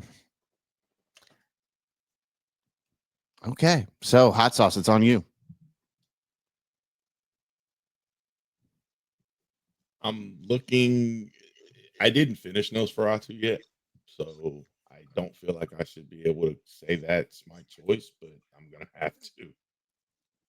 It looks good, and I love Dune. I thought Dune was good, but Nosferatu's just got a look about it. It does, man. man. Get into it. It's just so well done. I mean, you can't go wrong between any of these movies, really. Yeah. I mean, they're all great in their own way in the cinematography field. But I mean, the ones that stand out to me are really Furiosa and Nosferatu, and I'm completely fine with Nosferatu winning it. Yeah. It's so funny too. Like you never liked, Robert Eggers or like the Mad Max, and I mean, some of those movies. scenes where they're like talking in the dark, Yeah. and I mean, even when the they pan over the whole town and his shadows going over. I mean, it's great. Fantastic. It's just an experience. Rob just wants somebody to bounce on it, crazy style. That's all he remembers about Nosferatu. Yeah, man, what a great voice work he did. Yeah, he was great. I didn't include him in any awards. I mean, because really, the makeup team deserves an award for that. Was anybody else going to be nominated in the category of best vampire doll? Right. Yeah. All right. You're not getting nominated after you pull that bullshit with the crow. Sorry, bud. You suffered because you made a shitty movie. Yeah. Best supporting actor, and the nominees are Kieran Culkin, A Real Pain, Nicolas Cage, Long Legs, Jeremy Strong, The Apprentice. By the way, I don't think any of you guys have seen The Apprentice. He crushes that role. I mean, he is creepy good at it. Javier Bardem, Dune Part 2. Jesse Plemons, Civil War. Probably the shortest role that had the most impact. Is that American? Yeah. Guy Pearce, The Brutalist. I feel like Guy Pearce got robbed of an Oscar. I really do. Hugh Jackman, Deadpool and Wolverine. You know, we got to nominate somebody that's played in a comic book movie at some point. And then we have Denzel Washington, Gladiator 2. I mean, it's Denzel. His accent's a little off for this movie, but he still had a good role. And by the end of the movie, you really hated him. And you're like, God, can they get rid of this guy already? Yeah. But who wants to go first? This is the Sleazys, so the correct answer is Hugh Jackman. The guy totally stole the movie. Yeah, in a movie that I'm kind of a little meh on. Like Hugh Jackman was the center of that movie. He really was. It works because you buy into what Hugh Jackman's doing. Okay, Hot Sauce, you're up. It's close between Jesse Plemons and Hugh Jackman, but I'd probably have to go Hugh Jackman. Okay, so we got 2 for Hugh Jackman. It comes down to us. Do you want me to go first, and then you have the final say? And then you ruin it, Robzilla. Hey, you ruin everything. So we've got 2. So we could have a heads for Margot moment. Heads for Margot. All right, so Hugh Jackman really did steal that movie. I mean, you felt his emotion. I mean, that's some of the best acting Hugh's done in years. Especially with the Wolverine character. Yeah. I mean, he was great in it. But the impact that one scene that Jesse Plemons has is equivalent to the sales pitch that what's-his-face had in the 90s. Alec Baldwin. I mean, when they really come up to him and he's like, they're like, we're Americans. And he's like, yeah, well, what kind of Americans are you? You're a diabetic, Rob? What kind of diabetic are you? He would have shot Rob right on the spot. Type 1, type 2, type 1, pop, pop. I feel like that's a guy where it's like, do you like Elon? And if you say no, you're done. Yeah. But I mean, I really want to go Jesse. I'm going Jesse Plemons. That's fair. So it's on you. I'm going Hugh Jackman. All right. It's all said and done. Hugh Jackman. Hugh Jackman is one best supporting actor. Yet again, you can't go wrong with any of these people, except for Guy Pearce, which I'll take your word for it. And Guy Pearce does some really good work too. So. Guy Pearce I've always thought Guy Pearce is underrated. Did you say like he's the broke version of Brad Pitt? Muzz got me on to saying that. Yeah, he's the poor man's version of Brad Pitt. Right. Yeah. He's good, man. Like, did you ever see Lockout? Yeah, it was a really good movie. It's got Joseph Gilgun. Yeah, from he got no Cassidy. credit. Got no credit for that because it's a sci-fi movie. Of course. What was it? He did Memento too. Memento. Yep. Yeah, Memento was really good. I mean, Guy Pearce just always delivers. Yeah. Nicolas Cage. Was it The Time Machine he was in as well? Guy Pearce. Yeah. Nicolas Cage. I mean, he was so creepy. He was really creepy, and he added to the overall feel of that movie. Yeah, definitely. Is it worthy of being a winner? No, I don't think so. But he needed to be nominated for that. But I don't think that movie had been as good without. I can't wait for you guys to watch The Apprentice because Jeremy Strong crushes it in that. Yeah, I don't know why, but I really want to dress Rob up as Long Legs for Halloween this year. We can do that. We'll get him a wig and the outfit and everything. A nose piece. Daddy, mommy. Yeah. And then Kieran Culkin, I mean, it's a good performance, but I don't think it's anything like I felt like it was the same character he played in the one TV show, Succession. So, I mean, it's nothing like over the top or spectacular. I feel like he got the award for what the movie was about. And I feel like that's a lot to do with the Oscars. You know, the Oscars wins for certain situations that the movie portrays or whatever subject they want to push that year. And that's fine for what it is, but is it the best overall performance? And a lot of times it isn't. I mean, how many people have been snubbed over the years that should have won because of a certain, however you want to say it, you know, agenda that they're pushing or whatever. I hate to be one of those like anti-woke people, but it is what it is. Not here at the Sleazys. Hugh Jackman's taking that award home. So, well deserved. All right. Moving on to Best Supporting Actress.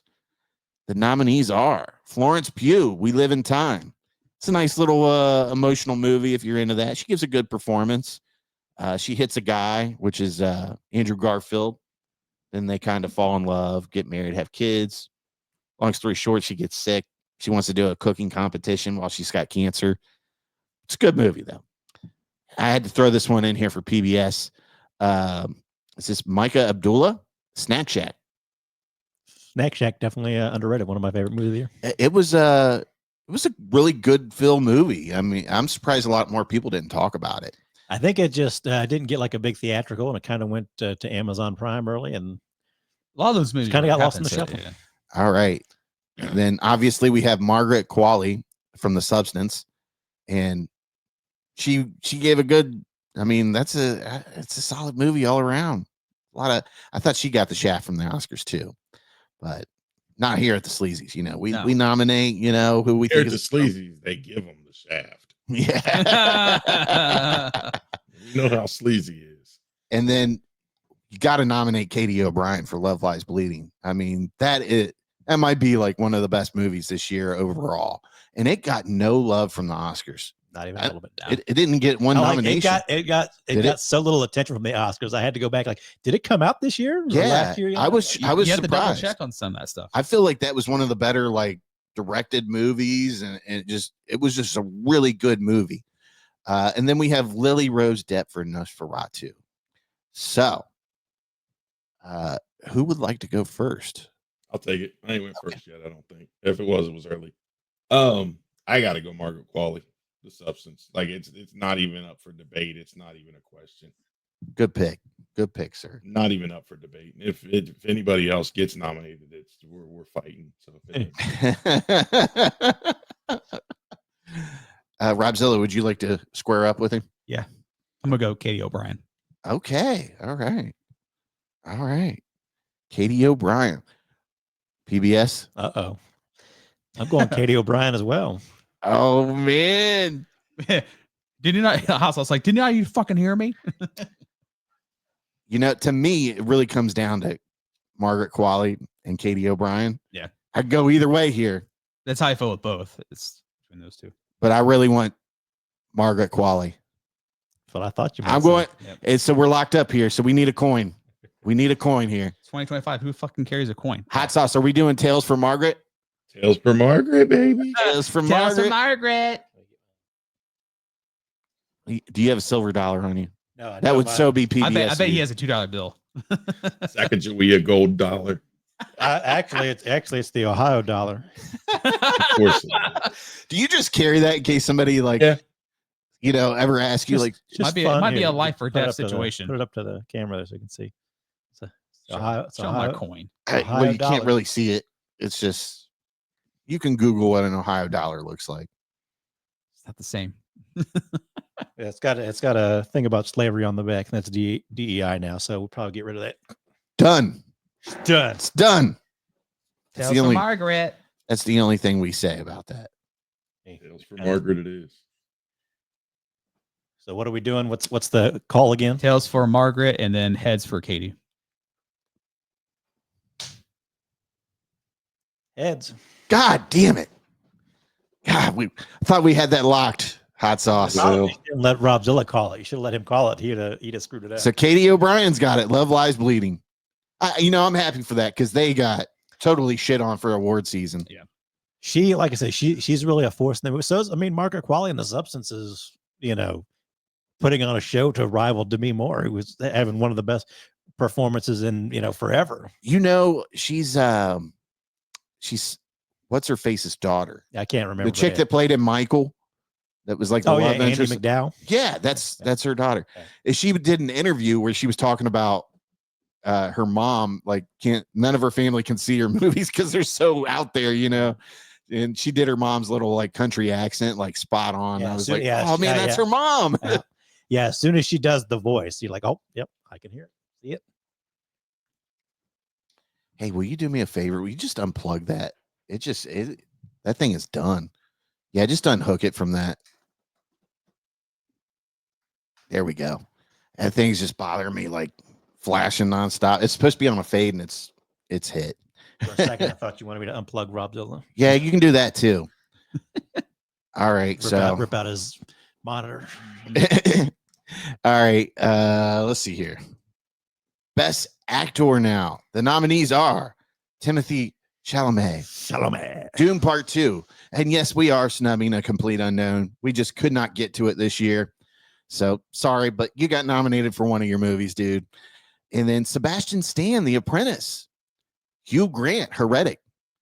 Glenn Powell, Hitman. I think he might be a dark horse for this one. Mm-hmm. That's like 5 roles in one movie, probably more than that. Yeah. Nicholas Hoult, Nosferatu. Very good performance. Ralph Fiennes, Conclave. Decent little movie there. I'm not the biggest religious person, but I enjoyed myself in that movie, and he did a good job. Then we have Adrian Brody, The Brutalist. Once again, man, I just don't think that was the best. Like, Adrian Brody's great, and he's Adrian Brody in the movie, but I don't think it was like anything over the top that really deserved the award. So I don't know if he just got it for the what it was about, which is what I think it is. That whole Oscars messaging that they want to put out there. But phenomenal movie. I'm not taking anything away from it, but definitely not my favorite performance of the year from an actor. So who wants to go first for this one? I'll go first. Okay. Timothée Chalamet. Boy, Rob is a big Dune fan this year. Well, that whole speech he gives is... Oh, at the end there? Yeah, that was a great speech. You're like, he's in his own now. Who wants to go? Go ahead, PBS. What bullshit you got. Not the biggest fan of this film, but Chalamet was perfectly cast as Paul Atreides. He was good, man. He was good. So we got 2 for Timothée Chalamet.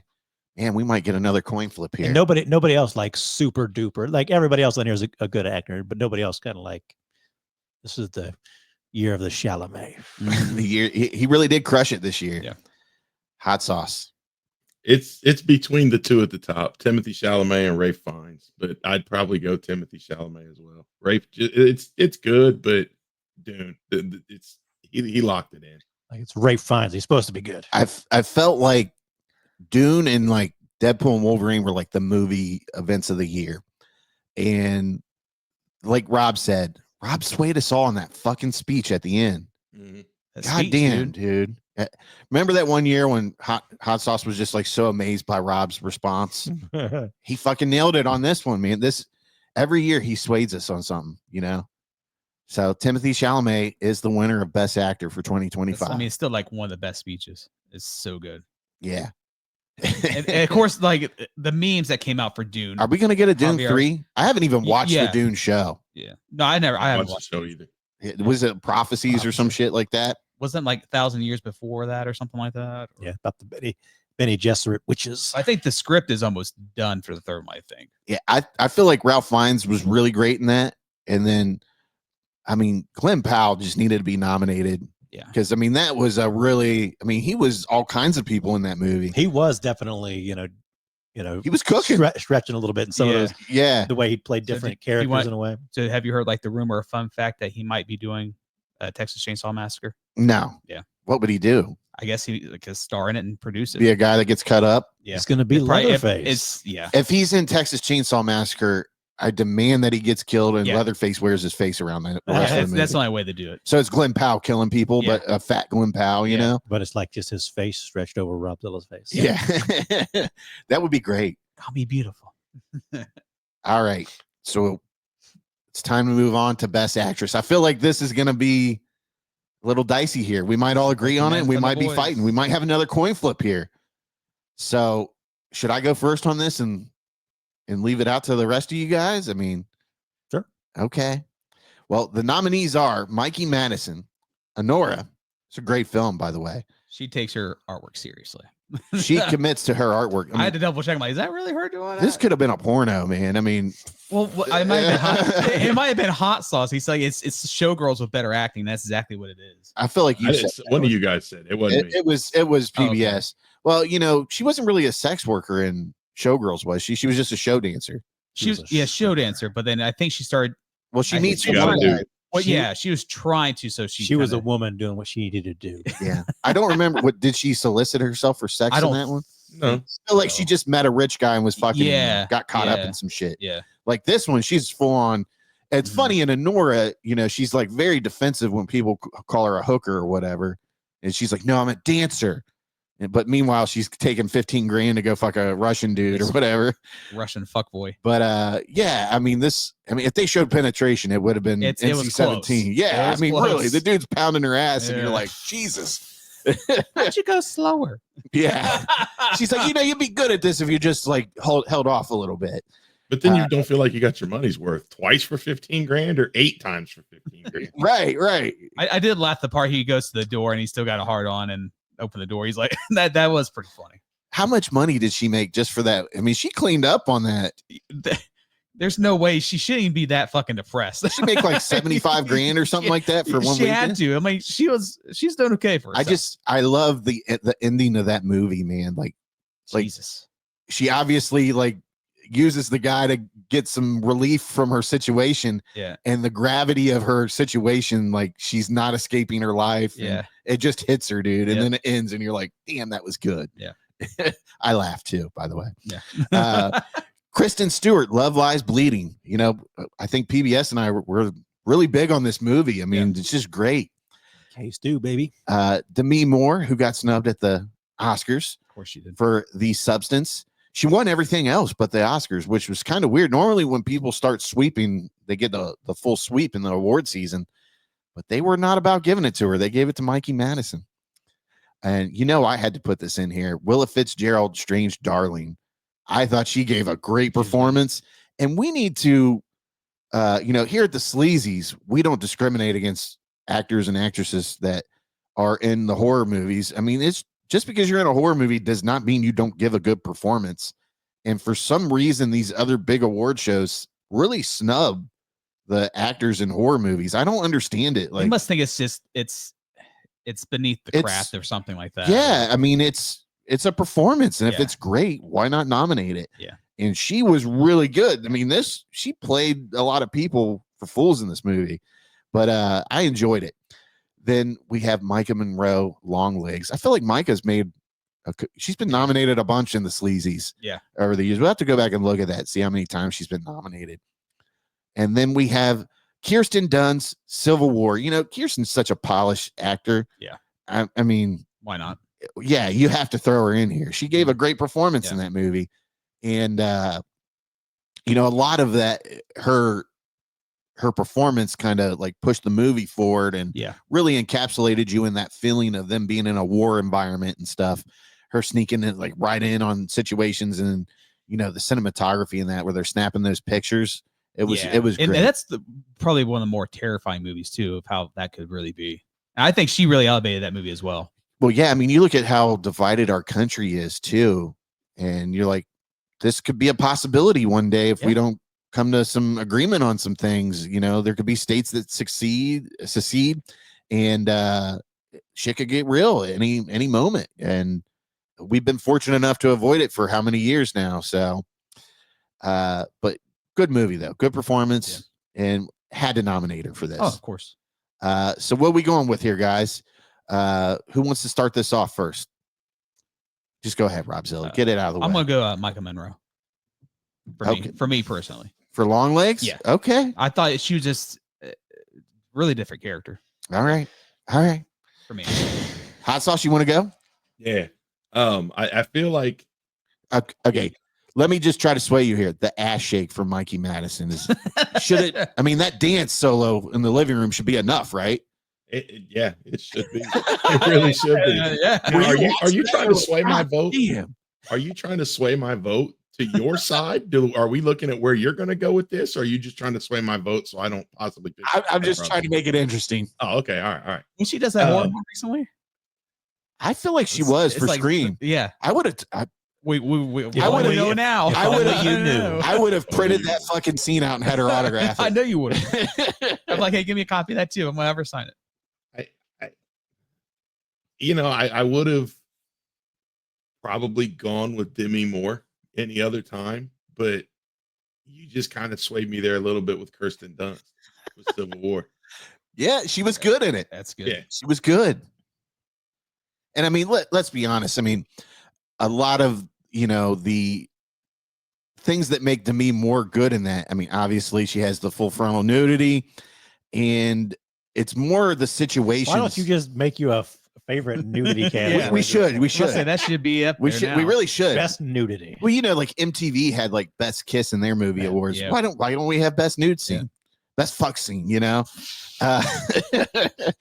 But I mean, a lot of that's like situational, and I feel like the tone and the prosthetics and all that kind of add to her performance, obviously. But it's still good. I mean, now, if we would have had those categories, I know I would have cleaned up. Hands down. yeah, and Nora would have cleaned up on a couple sexual awards. Yeah, Hands for down. sure. So you're going with Kirsten Dunst. Yeah, I go Kirsten Dunst. So we've got one for Micah and one for Kirsten. It's on you. It's Demi. It's Demi. Yeah. Demi.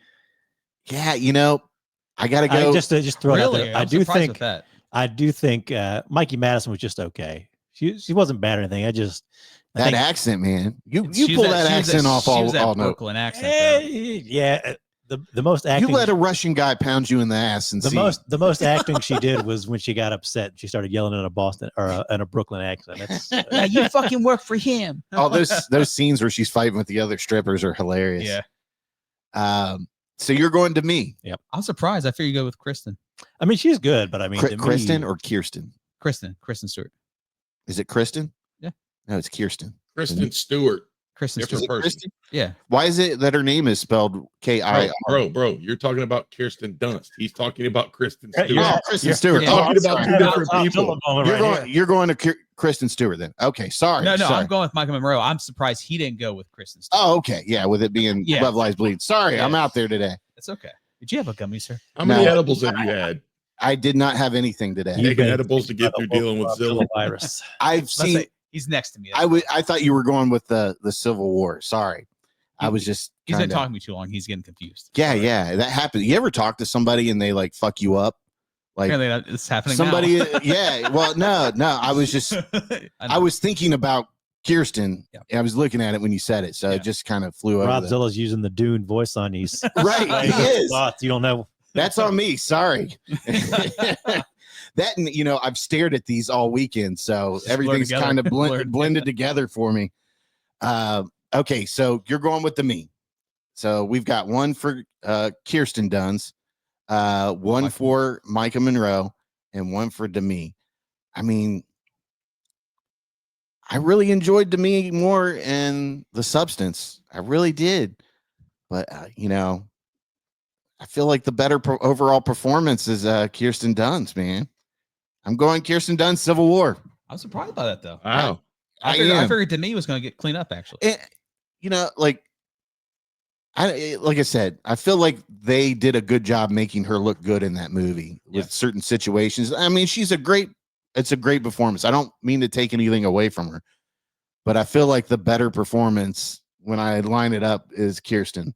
So, and that's another thing. I had it in my mind. I was already swayed to her. So, And I feel like I thought just Civil War was just okay, but she's probably the best thing about Civil War. Yeah. oh, she definitely by far. is. If, But- if they didn't cast her, I don't I think. mean, her and Jesse Plemons are the best thing about Civil War. Yeah. Now, who do you think, husband and wife, who do you think got do you think she got him the job on that? Yeah, well, the story goes that he wasn't even supposed to be in it. Okay. And the guy that was supposed to play that role didn't show up. And they looked at him and they were like, "Hey, you want to do this for us?" And he was like, "Yeah, sure." They It was put him in bring your husband to work day. She's like, "Hey, honey, come here. They need somebody." It was just one of those things where Jesse Plemons just happened to be on the set visiting with her that day, and they were like, "Hey, this dude didn't show up. You want to do us a solid?" And he did, and it was like one of the better parts in a movie. Yeah, one of the best scenes. He's great. He's a great supporting actor. He's that everything. I really hope that he keeps getting better and better roles. You notice he lost a fuck ton of weight. He is skinny again. That was the big thing. Like people were like, "What happened to the kid in Breaking Bad? He's fat now." Yeah, and now he's lost all that weight, and he's like our new age, like Philip Seymour Hoffman is basically. Yeah, what he is to me. he really is. Yeah. Did you guys watch Kinds of Kindness yet? No. It's from, I believe it's from the same person that did Yorgos. What was the Pretty Things or the Emma Stone movie? It's a weird movie, dude. Freakishly weird movie, that Kinds of Kindness. But Jesse Plemons kills it in it. Him and who's our boy from Nosferatu? Oh, William Dafoe, Emma Stone. William Dafoe. Okay. Yeah, it was really good. He's in that as well.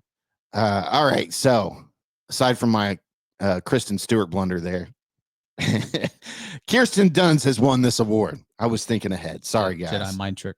It really is, man. That and my sugar must be low. I haven't ate much today, so we're on to the final award of this year's Sleazy podcast, the Sleazys. So, Best Picture, and the nominees are The Brutalist, Dune Part 2, Civil War, Strange Darling, Snack Shack, The Substance, Furiosa, Mad Max Saga, Deadpool and Wolverine, Horizon and America Saga, Part 1, Anora, Nosferatu, and finally, Love Lies Bleeding. Who wants to go first? Go ahead, PBS. Oh, man. It comes down to like 2 or 3 or 4 movies for me. 2 or 3 or 4? Maybe all of them. Who knows? No, definitely not all of them. Well, most of them. Which movies do you dislike on this? I haven't seen The Brutalist. Like I said, I think Dune 2 is kind of overrated. Not bad or anything, just kind of overrated. Civil War, another one's kind of overrated. Strange Darling, still haven't seen. Snack Shack, one of my favorites, not my favorite. Substance, maybe. Furiosa, maybe. Deadpool and Wolverine, fun time, not necessarily a good movie. Oh, get out of here. Horizon, loved. It was my number 1 at times.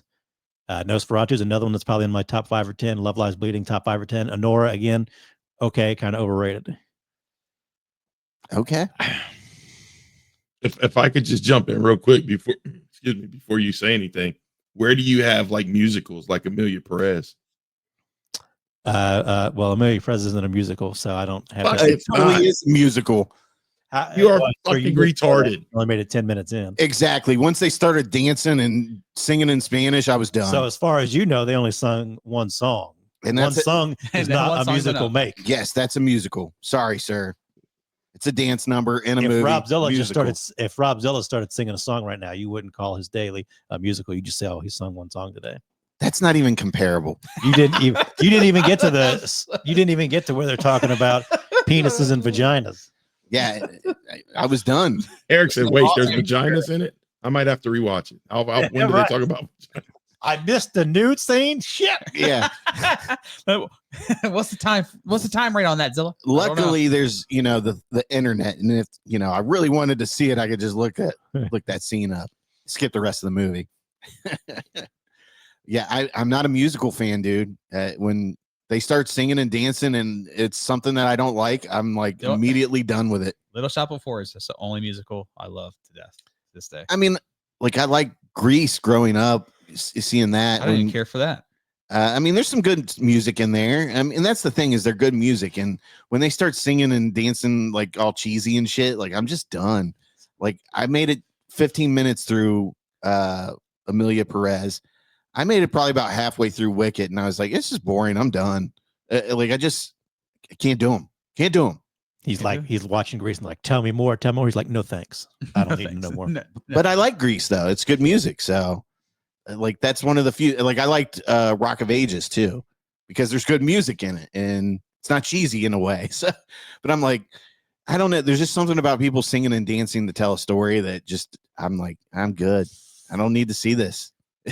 So I'm fine about that. All right. So what'd you pick again, sir? Nothing. You didn't pick anything. He just gave reasons for each movie. That's why you're a producer. You can keep shit on track. Trying. Not me. Yeah. I just get lost. And then Just he blows today, your 'cause I- mind. Yeah. Open your mind. Open your mind. To tell you the truth, for me, it's down to Furiosa and Horizon, because I really was into Horizon. I'm going to pick Horizon. Okay. You've I know- talked about Horizon all Yeah. year. I know a lot of Yeah. people that didn't do it for them, and I certainly understand the criticism that it's kind of like a little chopped up. It's almost like a TV show that they're telling in a movie form. And I don't necessarily disagree with that criticism, but I think everything about it is kind of working. Okay. And I got to go with Horizon, Chapter 1, American Saga. All right. So who wants to go next? Let's make Rob go next. He's doing that, the scene where the numbers fly at him. He's doing it right now. the math problems and equations. He's doing the Allen. What's it gonna be, Rob? I'm just gonna go with Deadpool Wolverine. That was just my favorite, but I feel like it was the movie event of the year. it was. It was. Is it the best movie of the year? Like film wise, I don't know, but it was definitely like movie event of the year for Yeah. people with lobotomies. Yeah. Oh Jesus, I stop! like Rob. Like, yeah. Yeah, No, that's fine. Wait. I still enjoyed it. It was a good movie. Yeah. I'm sorry So you that's didn't like for it. me. It with was a movie. Yeah. That's for sure. It was a fun movie. It was the most build-up movie that people were anticipated to see. So I'm gonna say for that for me. All right. I'm surprised you didn't say Love Lies Bleeding I mean, Yeah. I love Love or Love Kristen Lies Bleeding. Stewart. Yeah. I mean, Kristen Dunst Kirsten Stewart. Who? What? Huh? What? What dimension is this? What are you talking about, Rob? Like, what? got me dozing off there. I do want to. Not I just do on need the to read. Salem's Lot. That's the true. That's the true choice. So you're going Deadpool. Hot sauce. What are you going with? This is one that I was kind of excited about because I really thought I was gonna kind of be out there on my own, and I still might be. Deadpool Wolverine definitely was the event, the movie event. Dune was right up there with it. Everybody that enjoyed part one was waiting for part two to get the conclusion and kind of see how things are wrapping up and progressing on. The substance was a late view for me. Like we had talked about a couple shows back whenever I was on, and it was like all the stuff that I didn't watch, and I was catching up a lot of stuff like January, February. And so I just blind bought Substance. You guys had said it was good. I blind bought it, bought the disc, went down one Sunday afternoon, just watched it. And I came back upstairs and I told my wife, I was like, what the fuck did I just watch? Like, Exactly. I don't hate it one bit, but what the fuck did I just watch? Civil War, I thought it was good. I don't think I rated it that high, but the story of it, the story and what they were going with. A movie that I tell everybody that I absolutely fucking loved was Snack Shack. Like that's got to be my pick. Like I loved Snack Shack. It was a fun summer story. It's the timeline and ages match up with me during that year and those times. It's like 91, they're like 14, 15 years old. I mean, that's my time. I was 14, 15 years old in 91, and just like a little coming of age story. It's almost kind of like I like a newer version of almost like a Stand By Me or something, just kind of like a little coming of age story, but like a different type of setting, them experiencing love and life and how things go and just Trail, there's a lot tucked into that movie. I mean, it's really good. Very good movie. I think and very rarely do I do this. I think it got, the heart, the I really like this on Letterboxd, and I think I gave it 4 or 5 stars. Like I really loved Snack Shack. Thought it was a great movie. It's a great movie. So you're going with Snack Shack. Snack Shack, yep. All right. It comes down to me then. So I'll tell you this, like my personal favorite movie of the year was Strange Darling. I don't know, like the ending I loved. Figured it would be. And just I don't know, maybe I just wasn't guessing what was going on, but that twist I was like, oh, that's so great. The way they led you on through the movie. Deadpool and Wolverine, it's the movie event of the year, hands down. But I haven't haven't had the slightest like urge to rewatch it yet. Yeah. I'm like, oh, I saw it. I definitely want to rewatch it at some point. Nosferatu, I think it's one of the most well put together movies. As far as the acting, the directing, the cinematography. I mean, it's just so well put together. Anora, I think, is a surprise hit of the year. I don't think anybody saw that one coming. Love Lies Bleeding got no fucking love this year, except from us. Yep. And I think it's one of the better movies. It's definitely like top 5 for sure.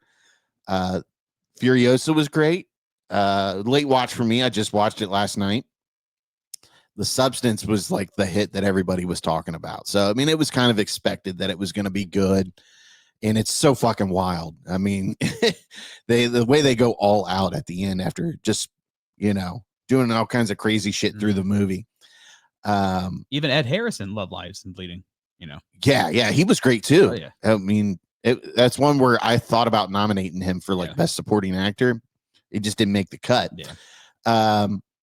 Then, Dune was another one where I felt like between Dune and Deadpool, those were like the movies to go see in the theater this year. Like if there was an award for like best movie in the theater, those two would be, head to head, fighting it out for it.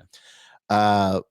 Civil War, there's some great performances. The cinematography is beautiful in it, but there is some cheesiness to it. Like, in what world would the government ever let like people march into the White House and kill the president? Yeah. Like he wouldn't be there, first of all, and second of all, it would be maybe we'll find out. Right. Yeah.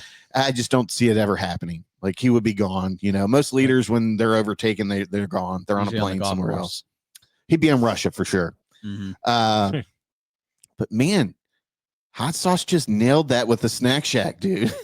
Like it's just such a well put together movie, and it encompasses all these emotions and something that I think everybody has gone through in their life and can resonate with. And I mean, it's just you watch that movie and you feel so good after you watch it. Like, man, that was a great fucking movie. I cared about the kids. I cared about the kids when I watched it. I cared about them. I mean, you want them to, you don't want them to lose their friendship over this girl. And because they're such great friends, obviously. I mean, one guy's, the wild card. He's a little wild with their money and shit, but they're both hustlers, and they get this girl that is just kind of tears them apart a little bit, but they find their way back to each other. And like you said, Hot Sauce, I mean, I wasn't 14 during that time period, but I had an older cousin and I ran around with him a lot. And it just takes you back and you're like, man, wow. But definitely a great coming of age movie. And I gotta go. Hot Sauce swayed me. Snack Shack. Nothing wrong with that. That's the great thing about this. You talk about it and everybody's take kind of, might influence you on something, in that category. But so what are we at? Is it Snack Shack for the best picture? Yeah, you and Hot Sauce. Oh, majority wins. Rules, yep.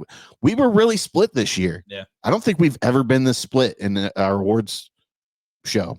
As much, yeah. Probably because somebody nominated like 20 movies, including Salem Lot. Yeah. Hey, you he didn't even pick it, but yeah. That is what it is. He's just filling it to like Rob, name a movie. Rob, don't ever change. That's all I'm going to tell you. Well, it wasn't the best. He just didn't want you to forget about it. Yeah. Yeah. I mean, it's like one year we forgot to put in Prey, and then that was a great movie. Right. But his Prey is a lot better than Salem's Lot. Yeah, of course. But still, we dismissed it. So I just at least want to put it in there. Okay. All right. I'm fucking trying. That needs to be the category. Rob just wanted to put this in here. Don't forget about We should make that next movie year. Rob doesn't want you to forget about. Yeah. But you got to limit it. We can't have 13 things Rob didn't want us to forget. It's got to be like it's 5. gotta be like 5. Yeah. It has to be like a movie that's not in any other category. I'm surprised Rob never nominates like a anime for like best TV series. There's one I wanted to nominate. No, I could do What is that. it? Dude, Which if one? if you want to nominate somebody, nominate him. I would have put for action movie as a Netflix movie. Oh yeah. All right. Well,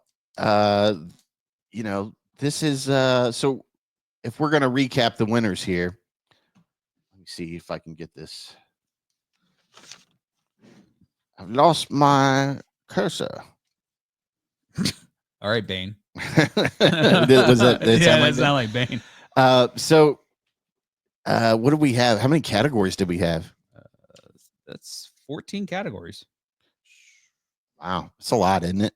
Mhm. It's a lot. I mean, I literally spent all day yesterday making this cat, and I wanted to do it last week, but I just didn't get to it, mainly because people didn't put their nominations in right away. But I mean, this was definitely the most divided year I think we've done this, and I think it was a really good year for movies. I mean, that might be the case. Yeah. But it seems like in the past, there's always been like one or two movies that clearly are ahead of the rest. Yeah. And in this Not this case, year. yeah, it was not this, you know. Well, that's what I was going to say. Is that good or bad? Does that mean everything was just kind of good? Nothing was really great. There wasn't that one movie that just really took it and like, oh, that's everybody loved it. Yeah. If you would have asked me today before we started the show, like what movie is going to really take everything over, I thought for sure PBS would have swayed us into voting for Nosferatu, and it just didn't. I mean, it got what? Did it get one award? Yeah. That was Cinematography. Yes. Let me see. Best cinematography. I thought for sure it would get horror. I thought it would get cinematography for sure, and then I thought maybe it might sneak in, you know, a best actor or actress. I figured it'd be more of Love Lies Bleeding. Would been. I thought Love Lies Bleeding would do a lot. Yeah. PBS abandoned Love Lies Bleeding. There, it seemed. Is that like. Horizon? Yeah, I hear Love. He loved Horizon better than Love Lies Bleeding. I thought the substance would clean up. Yeah, that too. Yeah. There's definitely a possibility with as popular as The Substance was this year. I did have a feeling that Strange Darling had been like your favorite like picture. Oh, hands down, it's my favorite movie. But does that mean it's the best movie of the year? Right. Like, no, for me personally, like there were so many things I loved about it. Like one in particular was that ending where she's all fucked up in the car and like she's dying, and they kind of like every like heartbeat they kind of take away the color from the, and I just thought that was so fucking cool. Right. So eventually it's all in black and white, but and I don't know, like I loved when they made it to the old people's home. Yeah. And they're cooking up that fucking breakfast and they throw that whole stick of butter in the fucking whatever they were cooking. It was like bacon or something. I was like, oh God, these people are about to have the best breakfast of their life and they don't know what's coming. Yeah. But yeah, I mean, it's death. And it's so funny how you know, those movies that are at the end of the year really, you know, they're some of the best, and they make you forget about the earlier movies that, you know, like Late Night with the Devil. It was so early in the year, you almost kind of forget about it by the end of the year. Everybody has a, you know, recency bias. Yeah, it sticks with you. You know, it's the most fresh in your mind, but yeah, man, I thought it was a good year for movies, though.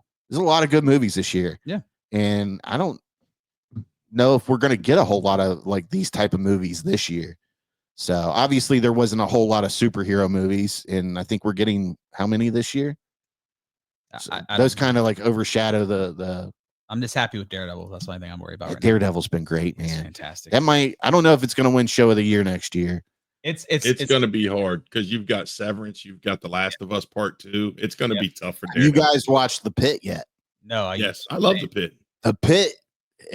Right now, The Pit is like the show in the top spot for like TV Show of the Year, and man, Noah Wiley's cooking in that show, dude. It is outstanding. The Pit feels more like an actual network weekly, like your Thursday night ER is back. Like that's what The Pit feels like. They really nailed it. Yeah. And I didn't like ER. I was never into it, you know, mainly probably because I was younger and just couldn't appreciate it. But I really like how they did this like 24 style too, and it's like it's an hour in the each it's what, a 15 or 16 hour day is what he 15 hour shift. 15 hour shift. But yeah, so best picture Snack Shack. Yep. Best actress was Kirsten Dunst. Yep. Who was the best actor? Best actor was Timothy Chalamet. Best supporting actor. Hugh Jackman. Best supporting actress. Katie O'Brien. Yeah. All right. So we had some good winners. I mean, I think we had a pretty divisive show here. So hopefully everybody enjoyed it. And, you know, between my flubber there and, you know, us picking on Robzilla, that didn't turn anybody off. I've had people message me like, "You guys are so mean to him." And I'm like, if you only knew, if you only, you need to get that clip of hot sauce. From, like, I used to stand up for this guy. I came on the show to stand up for this guy. And Not I no was more. wrong, man. I've had people message me and they're like, "You are so mean to him. Like, I just can't listen to it when you start picking on him." I'm like, are you kidding? Like, if you had to deal with this dude on a daily basis and you had to hear the excuses, you would be just as frustrated. But it is funny. Like, you defend Rob and then eventually you're like, this dude's full of shit. God damn it, Rob. Well, when I started fucking coming around, the motherfucker didn't even have a driver's license. Right. So that automatically, like, whoa. Now he's drinking and driving and doing all kinds of shit. Like, Living wild. I don't know if I've had it made a bad impression on you or what. I mean, what's going on here, Rob? Wilding out. He is. All right. So that's all we have for the 2025 Sleazies. As always, keep it sleazy. Thanks for listening to the Sleazy Podcast. Make sure you hit the subscribe button and remember, listen to Sleazy.